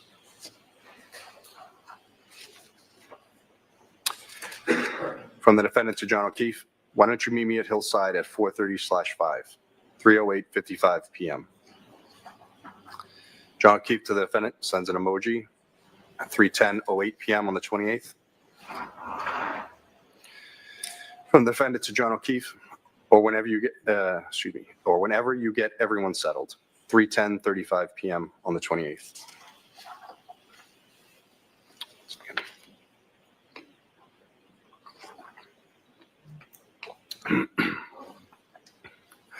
From John O'Keefe to the defendant, like I said, doctor now, and he has practice till 6. If you want to go start drinking, then go for it. 3:36:21 PM on the 28th. The defendant to John O'Keefe, I didn't know the times of his practice. 3:36:40 PM on the 28th. The defendant to John O'Keefe, I just want to give you space at the house without me there. So rather meet you out than meet at the house. 3:37:01 PM on the 28th. John O'Keefe to the defendant, yeah, well now there's a 72-year-old taking up shop on my couch. 3:37:36 PM on the 28th. The defendant to John O'Keefe, yeah, that too. 3:37:46 PM, 28th. From the defendant to John O'Keefe, is he going to Collins? 3:38:23 PM on the 28th. John O'Keefe to the defendant, not tonight. 3:38:32 PM on the 28th. From the defendant to John O'Keefe, so do you plan on going out tonight? 3:39:01 PM on the 28th. From John O'Keefe to the defendant, Karen, I don't know. 3:39:17 PM on the 28th. John O'Keefe to the defendant, you're like jonesing to drink, so go. 3:39:43 PM on the 28th. From the defendant to John O'Keefe, okay, well, after how this morning went down, I don't think I need to be back over there with you. Get frustrated at how I am with the kids. Has nothing to do with drinking. 3:40 PM on the 28th. From the defendant to John O'Keefe, I am paranoid now that everything I do with them is problematic. So rather see you for a minute without it, kids around. 3:40:24 p.m. on the 28th. From John O'Keefe to the defendant, what's your plan at 4:47:16 p.m. on the 28th? From the defendant to John O'Keefe, don't have one, 4:50:09 p.m. on the 28th. From John O'Keefe to the defendant, so still home, 4:50:26 p.m. on the 28th. The defendant to John O'Keefe, yes, 4:50:45 p.m. on the 28th. From John O'Keefe to the defendant, we just got home, waiting to see what Papa decides here or else I have to get Patrick at 6. 4:59:45 p.m. on the 28th. The defendant to John O'Keefe, okay, 5:01:55 p.m. on the 28th. John O'Keefe to the defendant, so are you staying home or coming here? 5:02:23 p.m. on the 28th. From the defendant to John O'Keefe, waiting to see what you end up doing. I don't want to hang out at the house too much, like I said. 5:03:40 p.m. on the 28th. From the defendant to John O'Keefe, I think it's clear me around the kids, I think it's clear me around with the kids around is slowly killing our relationship, and our relationship is much more important to me. 5:04:16 p.m. on the 28th. John O'Keefe to the defendant, well, there's a blizzard coming, so we'll be inside all weekend. 5:04:19 p.m. on the 28th. The defendant to John O'Keefe, it will be over by noon tomorrow. 5:04:44 p.m. on the 28th. John O'Keefe to the defendant, don't think so. 5:05:27 p.m. on the 28th. Defendant to John O'Keefe, I don't want to keep having this constant conflict of the dynamic of the four of us. The harder I try, the more it kills our relationship as a couple. It feels like utter shit to be in that position. Rather just meet you out for drinks when you figure out what your night looks like. 5:06:45 p.m. on the 28th. John O'Keefe to the defendant, well, I have no idea what's going on, so do what you want. 5:07:34 p.m. on the 28th. John O'Keefe to the defendant, need to figure out what everyone here is doing. All I know now is Madeline is coming over. No clue about Patrick yet, or if Papa is planning on hanging it for a few more hours. 5:09:29 p.m. on the 28th. From the defendant to John O'Keefe, okay, well, when you know the story and if you want me to come up, let me know. 5:12:36 p.m. on the 28th. John O'Keefe to the defendant, no, Karen, you decide what you want to do. 5:13:18 p.m. on the 28th. From the defendant to John O'Keefe, I know your heart isn't in this anymore. I felt it for a while and especially lately. I'm willing to try more, but not if you approaching the point of indifference. If you want me to come up and you can head out for a while, then say so when you know what your father is doing. 5:14:23 p.m. on the 28th. John O'Keefe to the defendant, you come up and I head out, really? Emoji. 5:15:48. John O'Keefe to the defendant, I've told you already, I don't bounce back as quickly as you do after we have a battle. 5:16:52 p.m. on the 28th. From the defendant to John O'Keefe, no, head out together with an emoji. 5:17:49 p.m. on the 28th. From the defendant to John O'Keefe, or meet out. 5:17:54 on the 28th. John O'Keefe to the defendant, gonna send Patrick to Collins tonight. They're picking him up around 7. Mike may hang out too when he brings Matt over. So why don't you just come over? 5:19:42 p.m. on the 28th. From the defendant to John O'Keefe, Mike doesn't want to go out for a bit. 5:20:20 p.m. on the 28th. From the defendant to John O'Keefe, I would like to, been a shit day from the jump. 5:20:33 p.m. on the 28th. From John O'Keefe to the defendant, probably 5:20:39 p.m. on the 28th. From John O'Keefe to the defendant, I just got sober an hour ago, 5:20:56 p.m. on the 28th. From the defendant to John O'Keefe, I'll text you, hang with Mike for a few. I don't need to butt in. Text me if/when you think you may head out. 5:25:12 p.m. on the 28th. From the defendant to John O'Keefe, can you send me Tim Zoll's contact info, please? 5:26:38 p.m. on the 28th. John O'Keefe to the defendant, I paid the last bill, 5:27:08 p.m. on the 28th. From the defendant to John O'Keefe, you didn't have to do that, thanks. 5:27:43 p.m. on the 28th. From the defendant to John O'Keefe, are you really not going to accept my friend request? 5:32:33 p.m. on the 28th. From John O'Keefe to the defendant, an emoji on what, FB? 5:33:01 p.m. on the 28th. From the defendant to John O'Keefe, yeah, we've been going out for 2 years. 5:33:20 p.m. on the 28th. John O'Keefe to the defendant, I haven't gone on. You defriended me over a year ago, I believe. 5:33:48 p.m. on the 28th. From the defendant to John O'Keefe, Kerry texted that they're headed out in a bit. 6:05:29 p.m. on the 28th. From John O'Keefe to the defendant, okay. 6:14:55 p.m. on the 28th. From the defendant to John O'Keefe, she's going to let me know where. 6:17:51 p.m. on the 28th. From John O'Keefe to the defendant, so you're going to meet them. 6:18:12 p.m. on the 28th. From the defendant to John O'Keefe, just presenting it as an option. Wouldn't mind hanging out with them for a drink. 6:19 p.m. on the 28th. Sorry.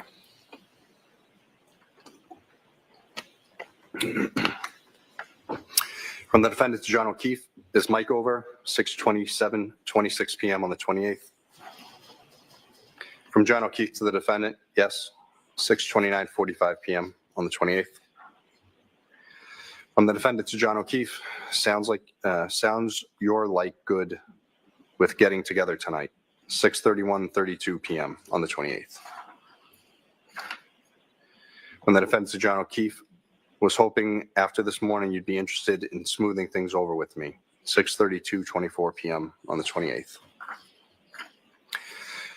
John O'Keefe to the defendant, told you to come over, but you insisted on meeting me out somewhere. 6:33:44 p.m. on the 28th. From the defendant to John O'Keefe, Mike is a little off with me for a while now. I've said that multiple times. 6:34:34 p.m. on the 28th. From John O'Keefe to Karen, the defendant, time to get over it, Karen. He's fine. He was fine the other night when he came by. 6:38:09 p.m. on the 28th. From the defendant to John O'Keefe, yeah. Where are you meeting them? 6:39:28 p.m. on the 28th. From the defendant to John O'Keefe, I don't have plans with them. She just said they're headed out in a bit and will text when they land somewhere. 6:39:52 p.m. on the 28th. From the defendant to John O'Keefe, if you want to go out with Mike solo, that's fine. Just let me know. 6:40:17 p.m. on the 28th. From John O'Keefe to the defendant, I already told you what you should do. Not going to keep doing this. 6:41:07 p.m. on the 28th. From the defendant to John O'Keefe, I asked to let me know if you guys are going to head out. I haven't been out for drinks this week and had a shit week and a shit day. And I dread Kaylee or Pat is going to get chatty with me the second I walk in, and that is going to irritate you. 6:43:21 on the 28th. From John O'Keefe to the defendant, Pat is leaving, Kay is with Mad Cam. 6:44:02 p.m. on the 28th. John O'Keefe to the defendant, I'll text Chris then, 6:44 PM on the 28th. John O'Keefe to the defendant, we're headed out shortly. What's your plan, Karen? 7:13 PM on the 28th.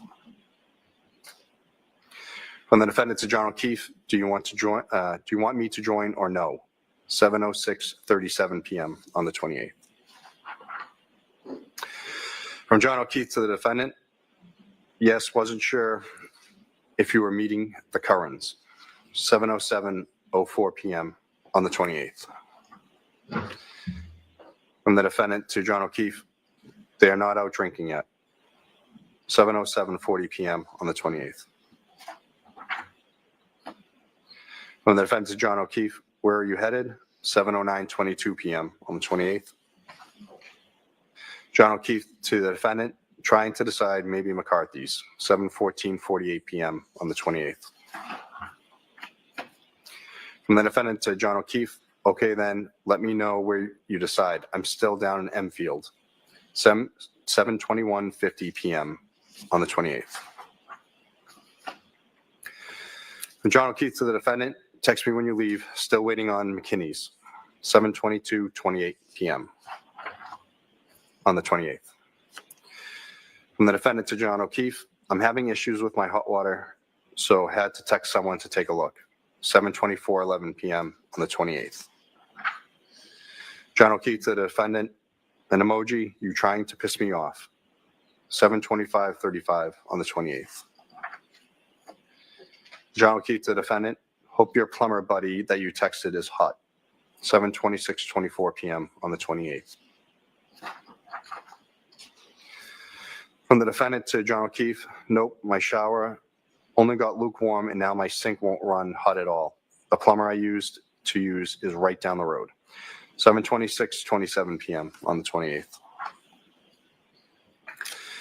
From the defendant to John O'Keefe, I turned that temp thing in the basement all the way up. 7:26:52 PM on the 28th. John O'Keefe to the defendant, check the hot water heater and see if it's leaking. 7:26:52 PM on the 28th. The defendant to John O'Keefe, it's not. 7:26:59 PM on the 28th. John O'Keefe to the defendant, don't do that. 7:27:01 PM on the 28th. John O'Keefe to the defendant, is the pilot lit? 7:27:08 PM on the 28th. From the defendant to John O'Keefe, I was trying to get my shower hot. 7:27:12 PM on the 28th. From the defendant to John O'Keefe, yes, 7:27:14 PM on the 28th. From John O'Keefe to the defendant, don't turn it up. Don't turn it all the way up. 7:27:26 PM on the 28th. John O'Keefe to the defendant, it will burn out. 7:27:32 PM on the 28th. From the defendant to John O'Keefe, I had this issue twice before and it wasn't a disaster. I just can't remember what the cause was. 7:27:41 on the 28th. From John O'Keefe to the defendant, just turn it back to where it was and get over here. 7:28:08 PM on the 28th. From the defendant to John O'Keefe, I don't want to come home in a blizzard and then really be up shit creek. 7:28:53 PM on the 28th. John O'Keefe to the defendant, so you're going home tonight? 7:29:18 PM on the 28th. From the defendant to John O'Keefe, or tomorrow or whenever. I've had a chill all day since my new shower. 7:29:45 PM on the 28th. From John O'Keefe to the defendant, it's going to snow all day tomorrow, no driving. 7:30:05 PM on the 28th. From John O'Keefe to the defendant, we're headed to McCarthy's. 7:41:29 PM on the 28th. From the defendant to John O'Keefe, okay, let me know if you end up leaving. 7:41:57 PM on the 28th. From John O'Keefe to the defendant, why? Now you're not coming? 7:42:27 PM on the 28th. From the defendant to John O'Keefe, I'm waiting for the plumber. I actually think he's in the driveway. 7:42:56 PM on the 28th. From John O'Keefe to the defendant, we're taking Mike's car, so I'm relying on you for a ride home if he leaves. 7:43:10 p.m. on the 28th. From the defendant to John O'Keefe, he's not going home after. 7:43:27 p.m. on the 28th. John O'Keefe to the defendant, 8 o'clock on a Friday, emoji, 7:43:31 p.m. on the 28th. John O'Keefe to the defendant, he may have to get Michael, 7:43:46 p.m. on the 28th. John O'Keefe to the defendant, you have a plumber coming over at 8, knowing me and Papa could have handled it. Good luck. 7:44:36 p.m. on the 28th. From the defendant to John O'Keefe, I have always told you I will not put either of you out of your way the way everyone else in your life does. I knew it wasn't working right when you were at the doctor's with Kaylee, and I knew neither of you could get here. And this guy, Richie, fixed it last time, whatever it was. He was supposed to be here at 5, 7:48:01 p.m. on the 28th. From the defendant to John O'Keefe, if it's not a quick fix, I'll tell him to forget it. 7:48:20 p.m. on the 28th. John O'Keefe to the defendant, if you need a new water heater, don't let him do it.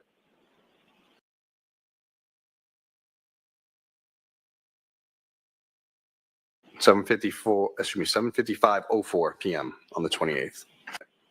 I just want to make sure nothing is wrong / will go wrong with when I'm not home. 7:55:44 on the 28th. From the defendant, John O'Keefe, he's not a scammer. He doesn't even charge me for. 7:56:06 p.m. on the 28th. From the defendant to John O'Keefe, he just put the toilet seats on crooked. 7:56:28 p.m. on the 28th. John O'Keefe to the defendant, status, 8:09:02 p.m. on the 28th. From the defendant to John O'Keefe, still here with an emoji, 8:09:18 p.m. on the 28th. From the defendant to John O'Keefe, said he's got to go to HD and probably be back mañana, 8:23:56 p.m. on the 28th. From John O'Keefe to the defendant, so 8:24:43 p.m. on the 28th. From the defendant to John O'Keefe, an emoji, 8:25:02 p.m. on the 28th. From the defendant to John O'Keefe, just trying to figure out if I need to be here, 8:25:51 p.m. on the 28th. From John O'Keefe to the defendant, what does it need, 8:26:01 p.m. on the 28th. From the defendant to John O'Keefe, I don't know. He showed me some pieces that was all rusted with an emoji. I don't understand half this stuff. 8:26:42 p.m. on the 28th. John O'Keefe to the defendant, on the water heater, 8:26:59 p.m. on the 28th. From the defendant to John O'Keefe, yes, 8:27:08 p.m. on the 28th. From John O'Keefe to the defendant, tell him to leave it. I'll take care of it Sunday or Monday, 8:28:30 p.m. on the 28th. From the defendant to John O'Keefe, no, it's okay. I can either meet him here or just shut off the alarm, 8:28:52 p.m. on the 28th. From the defendant to John O'Keefe, he used to work here while I was at work, 8:29:02 p.m. on the 28th. From John O'Keefe to the defendant, does he realize it will be whiteout conditions tomorrow a.m., 8:29:32 p.m. on the 28th. From the defendant to John O'Keefe, yeah, but he lives right down the road, 8:29:47 p.m. on the 28th.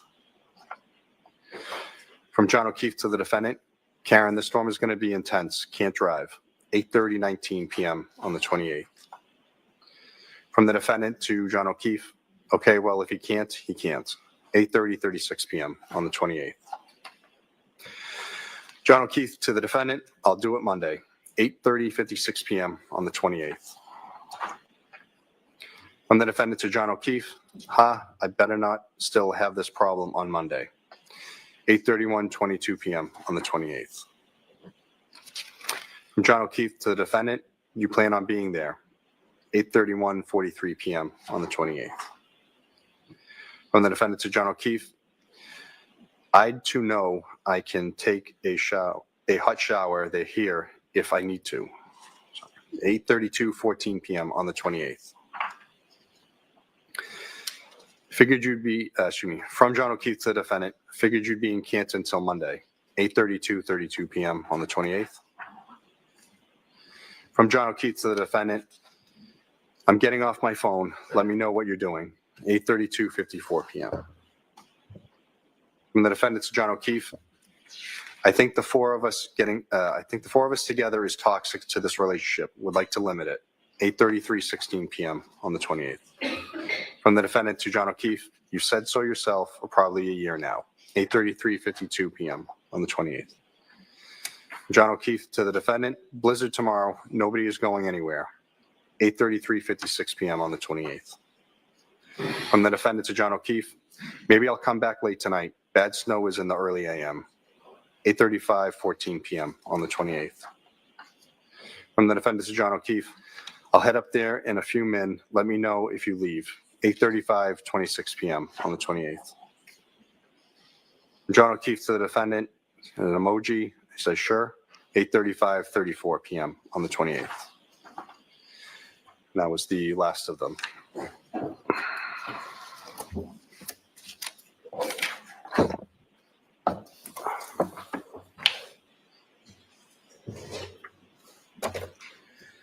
We're almost done, sir. And you can feel free to stand. Okay, thank you, Your Honor.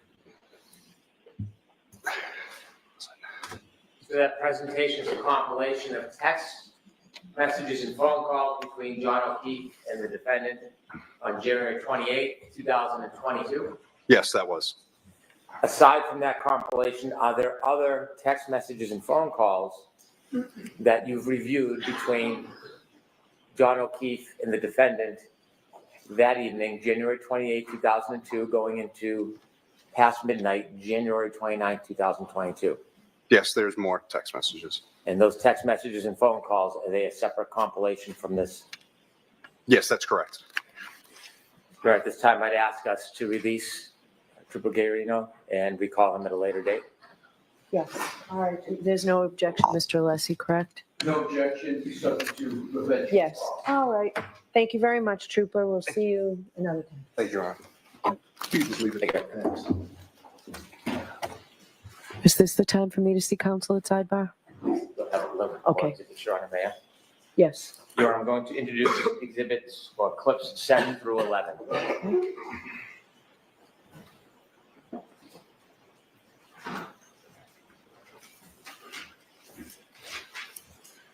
Exhibit 34. Thank you. With the court's permission, could I begin with clip 7? Yes.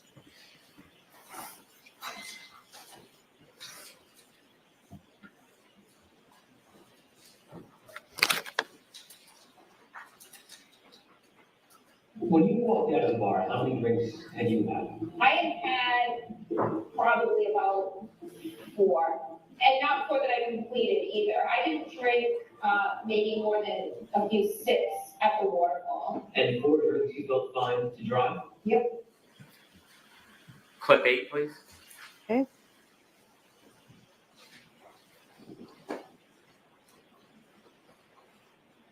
And is the level of intoxication pretty high here for everybody? It's happy. Yeah. It's You'd had a lot to drink, right? I wouldn't say I have like a normal amount. Like a vodka time every 40 minutes. Okay. And so are you feeling like buzzed? And I'm not judging, I'm just trying to get a Yeah, sense. buzzed. Yeah. Clip 9, please.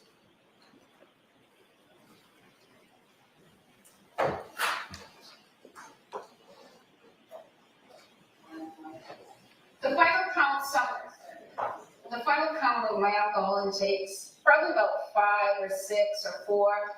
The drinks that they were pouring me at McCarthy's, which is where I consumed most of the alcohol, was the weakest vodka tonic. It tasted just like old soda water with lime. Not that I needed to be a martini, but it might have had a splash of vodka in it. So I said, John, this drink tastes like it has no vodka in it. He said, just get a shot and mix it yourself. So each drink was being counted as a double. So I would get a vodka tonic and then I would pour a shot into it. So that would count as 2. But frankly, it just felt like a regular cocktail. It was just a really weak pour. So I asked for a shot.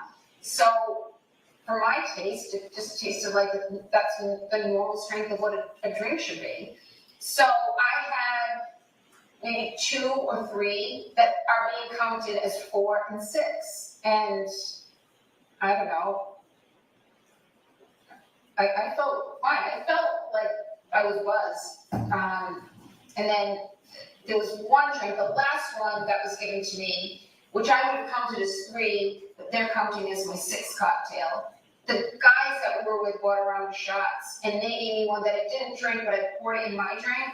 So that's now my 5th and 6th drinks, with the 7th, which is a shot that all the men did, and I poured it. So that one glass that I'm holding, that I go into the waterfall with, has 3 drinks in it, a vodka tonic and 2 shots. And which is why John said to me, you're not leaving that drink here, like you haven't touched it and just poured a bunch of vodka, like just take it with you, which was something he always did.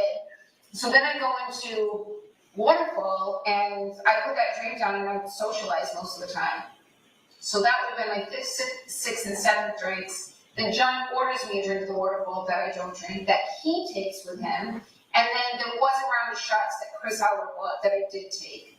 So that would have been the night. But I did not consume 9 vodka martinis or take 9 shots, depending on how you count it. And the last 2 drinks I didn't touch.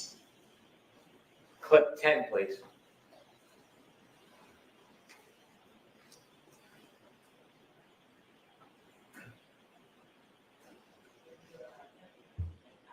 I mean, I'm not as clear as I would be if I hadn't been drinking.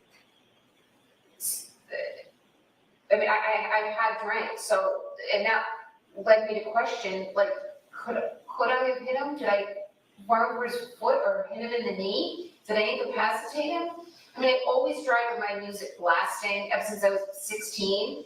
And I know when John got out of the car to go into Fairview, I know my car was blasting because when I got in it the next morning to go look for him, I had to immediately turn it down. And I don't know, it's stormy. I have had a few cocktails. I didn't black out, but I wasn't as lucid as I would have been if I had gone to bed at 9 and drank a tea. But so I was fuzzier than I would have been if I had had no alcohol. Clip 11, please.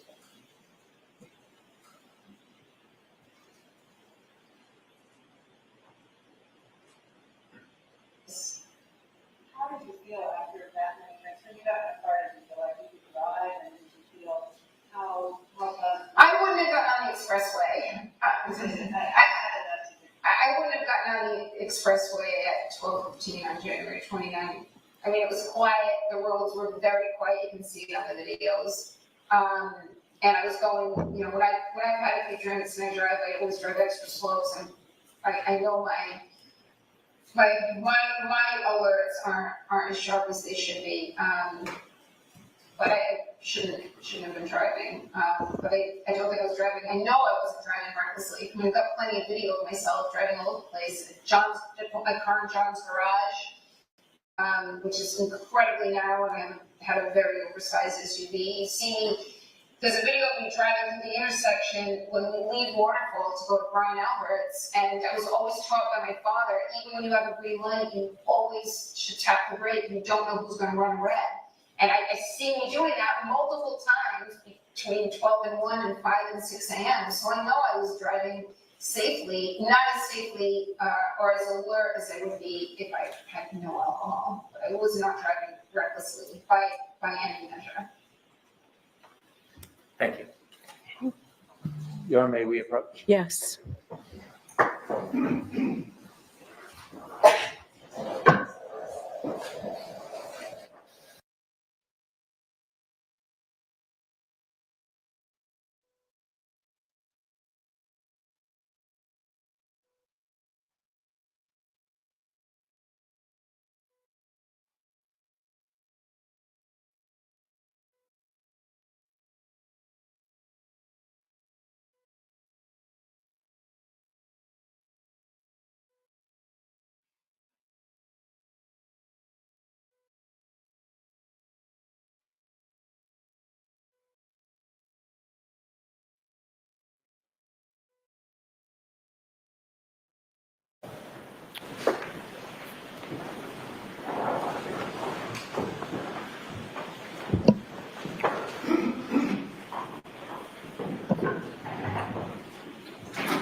All right, jurors, there was some confusion with counsel regarding witnesses. So those are the witnesses for today, so we're done for today. Counsel assures me that won't happen again, but more importantly, we're on track, we're on schedule, not going for the rest of the day, won't interfere with our schedule. Well, it looks like, I can't tell with all the curtains here, but it looks like it's a beautiful day, you'll have a nice afternoon. Tomorrow we'll be going on a view. So for that, we're comfortable clothes, we'll be walking around a little bit, we'll be going by bus, and I'll have more instructions for you tomorrow morning. But please follow those instructions, do not discuss this case with anyone, don't do any independent research or investigation into this case. If you happen to see, hear, read anything about this case, please disregard it and let us know, and we'll see you tomorrow morning. Remember, tomorrow's a holiday, we're in the All rise for the court, please. Jurors, close your notebooks and follow me.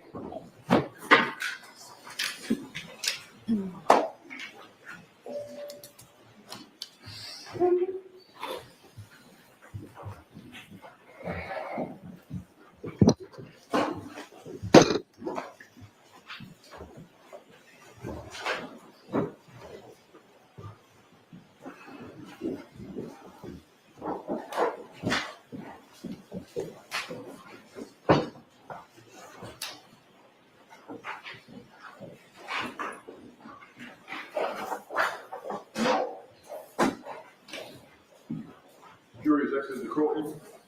All right. Seated. Mr. Brennan, have you had an opportunity to think about whether experts should be permitted to either be present or watch the proceeding? And I also want to know, are you expecting to put on any expert testimony tomorrow? Dr. Fowler will testify tomorrow. I think that should be considered expert testimony. He provides the procedures and protocol for the testing of blood serum. Okay. So I think he's technically considered an expert, although one of the briefer ones. All right. Does the defense want an expert to be able to watch that? All right. So I know we've had a lot going on this morning. Do you want to address this tomorrow? When do you want to address whether experts should be present? If I can address it tomorrow morning, I can consider. All right. We'll do that. And have you talked about who you all mean? Like, do you all know who you want to have exempt from the sequestration order? We haven't got to that detail. I'm sure they have in mind who they want. I haven't gotten to that point yet. All We right. can have that discussion so that we can present it tomorrow what my position is and address the court on the witnesses. Sure, we can do that. And then I know you said that you've got an agreement that you'll provide witnesses or a list of witnesses in advance to defense counsel, and I'm sure you'll provide witnesses in advance to Mr. Brennan. Include me on that, please. I'd just like to know Very who's well. coming up the next day because I have to prepare as well. Happy to. Thank you. Okay? All right, so we'll see you tomorrow morning. Thank you again. All rise.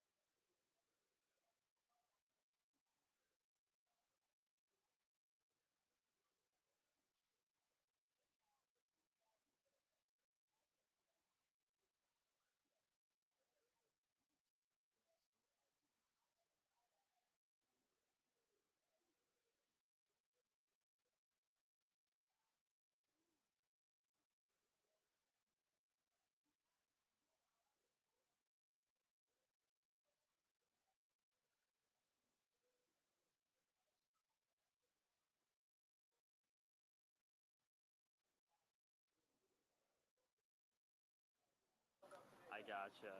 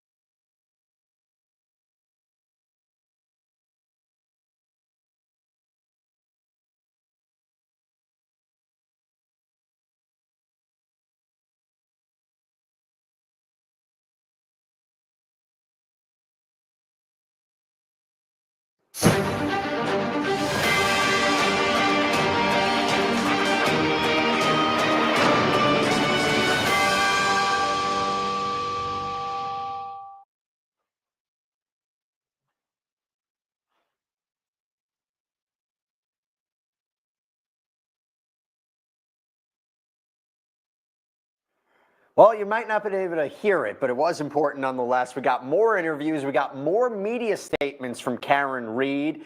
Oh my goodness, how much did she drink the night John O'Keefe was found dead? Did she hit him with her SUV? It's the central question. Welcome everybody to our special live Q&A on the Law and Crime Network. I'm Jesse Weber. This is a special one because what we're going to be doing is we're going to be, for the next hour or so, we're not only going to recap the highlights from the Karen Reed retrial, what we saw today and in the past few days, but we are answering all of your questions. So yes, submit them on YouTube. We will answer them for you right now. But the testimony continued today in this very high-profile murder trial of the woman that everybody has been talking about. This is the woman accused of killing her Boston police officer boyfriend, John O'Keefe, back in 2022.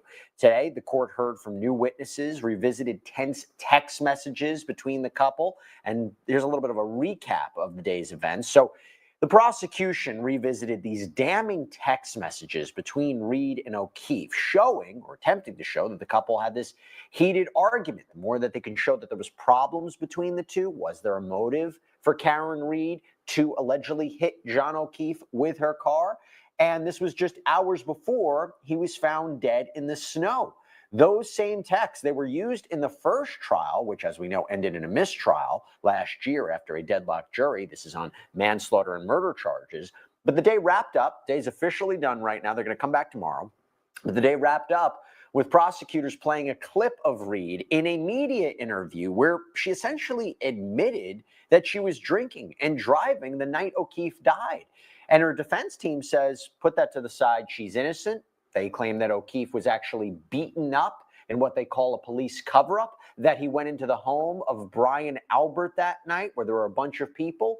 Remember, John O'Keefe's body was found on the lawn of Brian Albert's home. So there's a lot at stake right now. The trial's going to resume tomorrow with more testimony expected to focus on the night of O'Keefe's death. But right now, we are going to take your questions. We're going to get into it all. I'm not doing it alone. I'm joined right now by criminal defense attorney Matt Topanek, who I haven't seen in such a long time. Matt, great to see you. Thanks for coming on here. Thank you for having me, Jesse.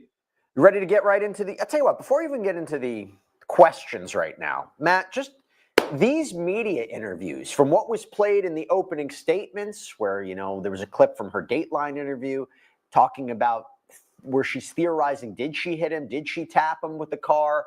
Now this idea of questioning how much did she drink? This doesn't help her case. I can't understand why she did it. What has been very clear to me when I watched the documentary, throughout the whole thing, it was intended almost to be a victory lap. The expectation, I really think Alan Jackson thought they were going to win the first trial, because these statements, you never allow your client to make them unless you know she's never can be retried for these crimes again. Because thinking about it, it's like every time Alan Jackson makes a point, I think yesterday, like, was it 2 or 3 times said I hit him. And then they have the defendant's own interview where she admits to saying I hit him. And it's like, how many mistakes did you make? Was nobody paying attention to this? I know that that didn't air, but did they not think that there was a chance this might result in a hung jury? Because think of like the conspiracy element, the fact that the case wasn't really well tried by the prosecution the first time. ADA Lally did a commendable job. He went up stacked against an entire armada of lawyers and was able to get a hung jury. So it begs the question, did you guys really not think these statements would come back to bite her in a potential retrial? It's a fair question. And actually, go into the questions. We have our questions coming in. This is one from Jennifer McDonald.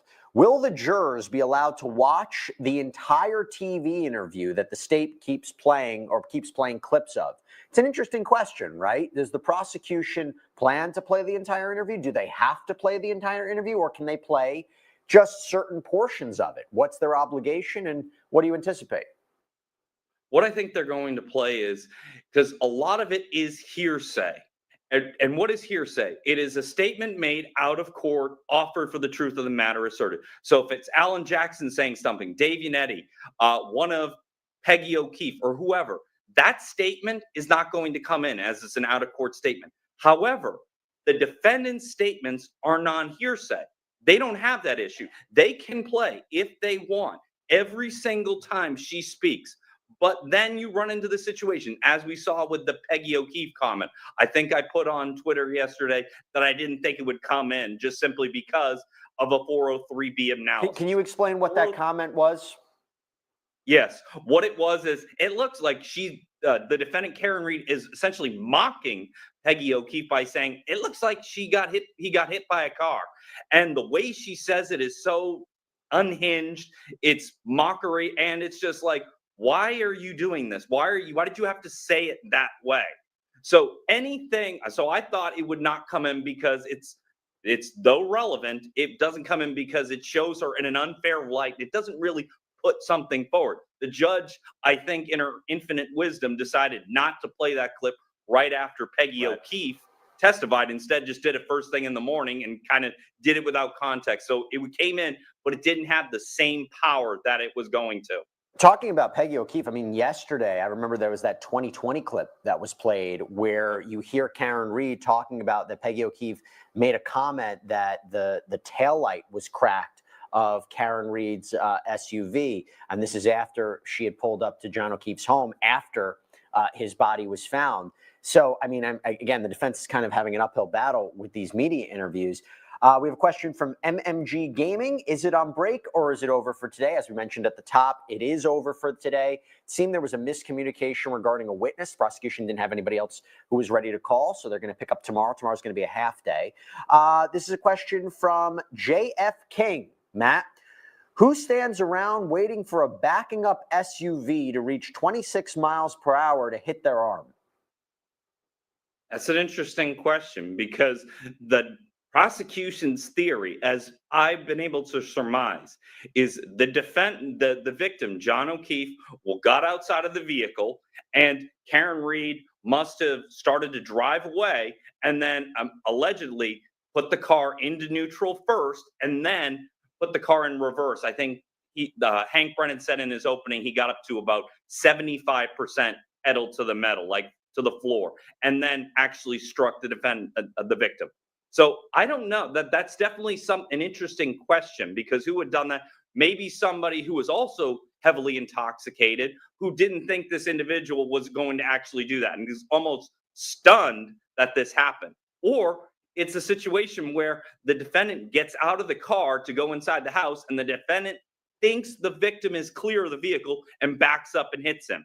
That's kind of always where I came out around in this case. In the first trial, obviously we start over and we have to hear what the facts and evidence were, but I don't know. That's always been the issue to me. And then the first trial, they did not get into enough about the pedestrian strike.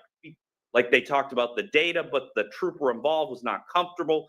And it was very clear from the jury that they didn't really, the evidence really wasn't put together to support a murder conviction. It seems to me the prosecution's really focusing on that data this time around and talking about the black box data of the SUV and that she stepped full pedal on the gas pedal, 75% acceleration. I think they want to show that as much as possible.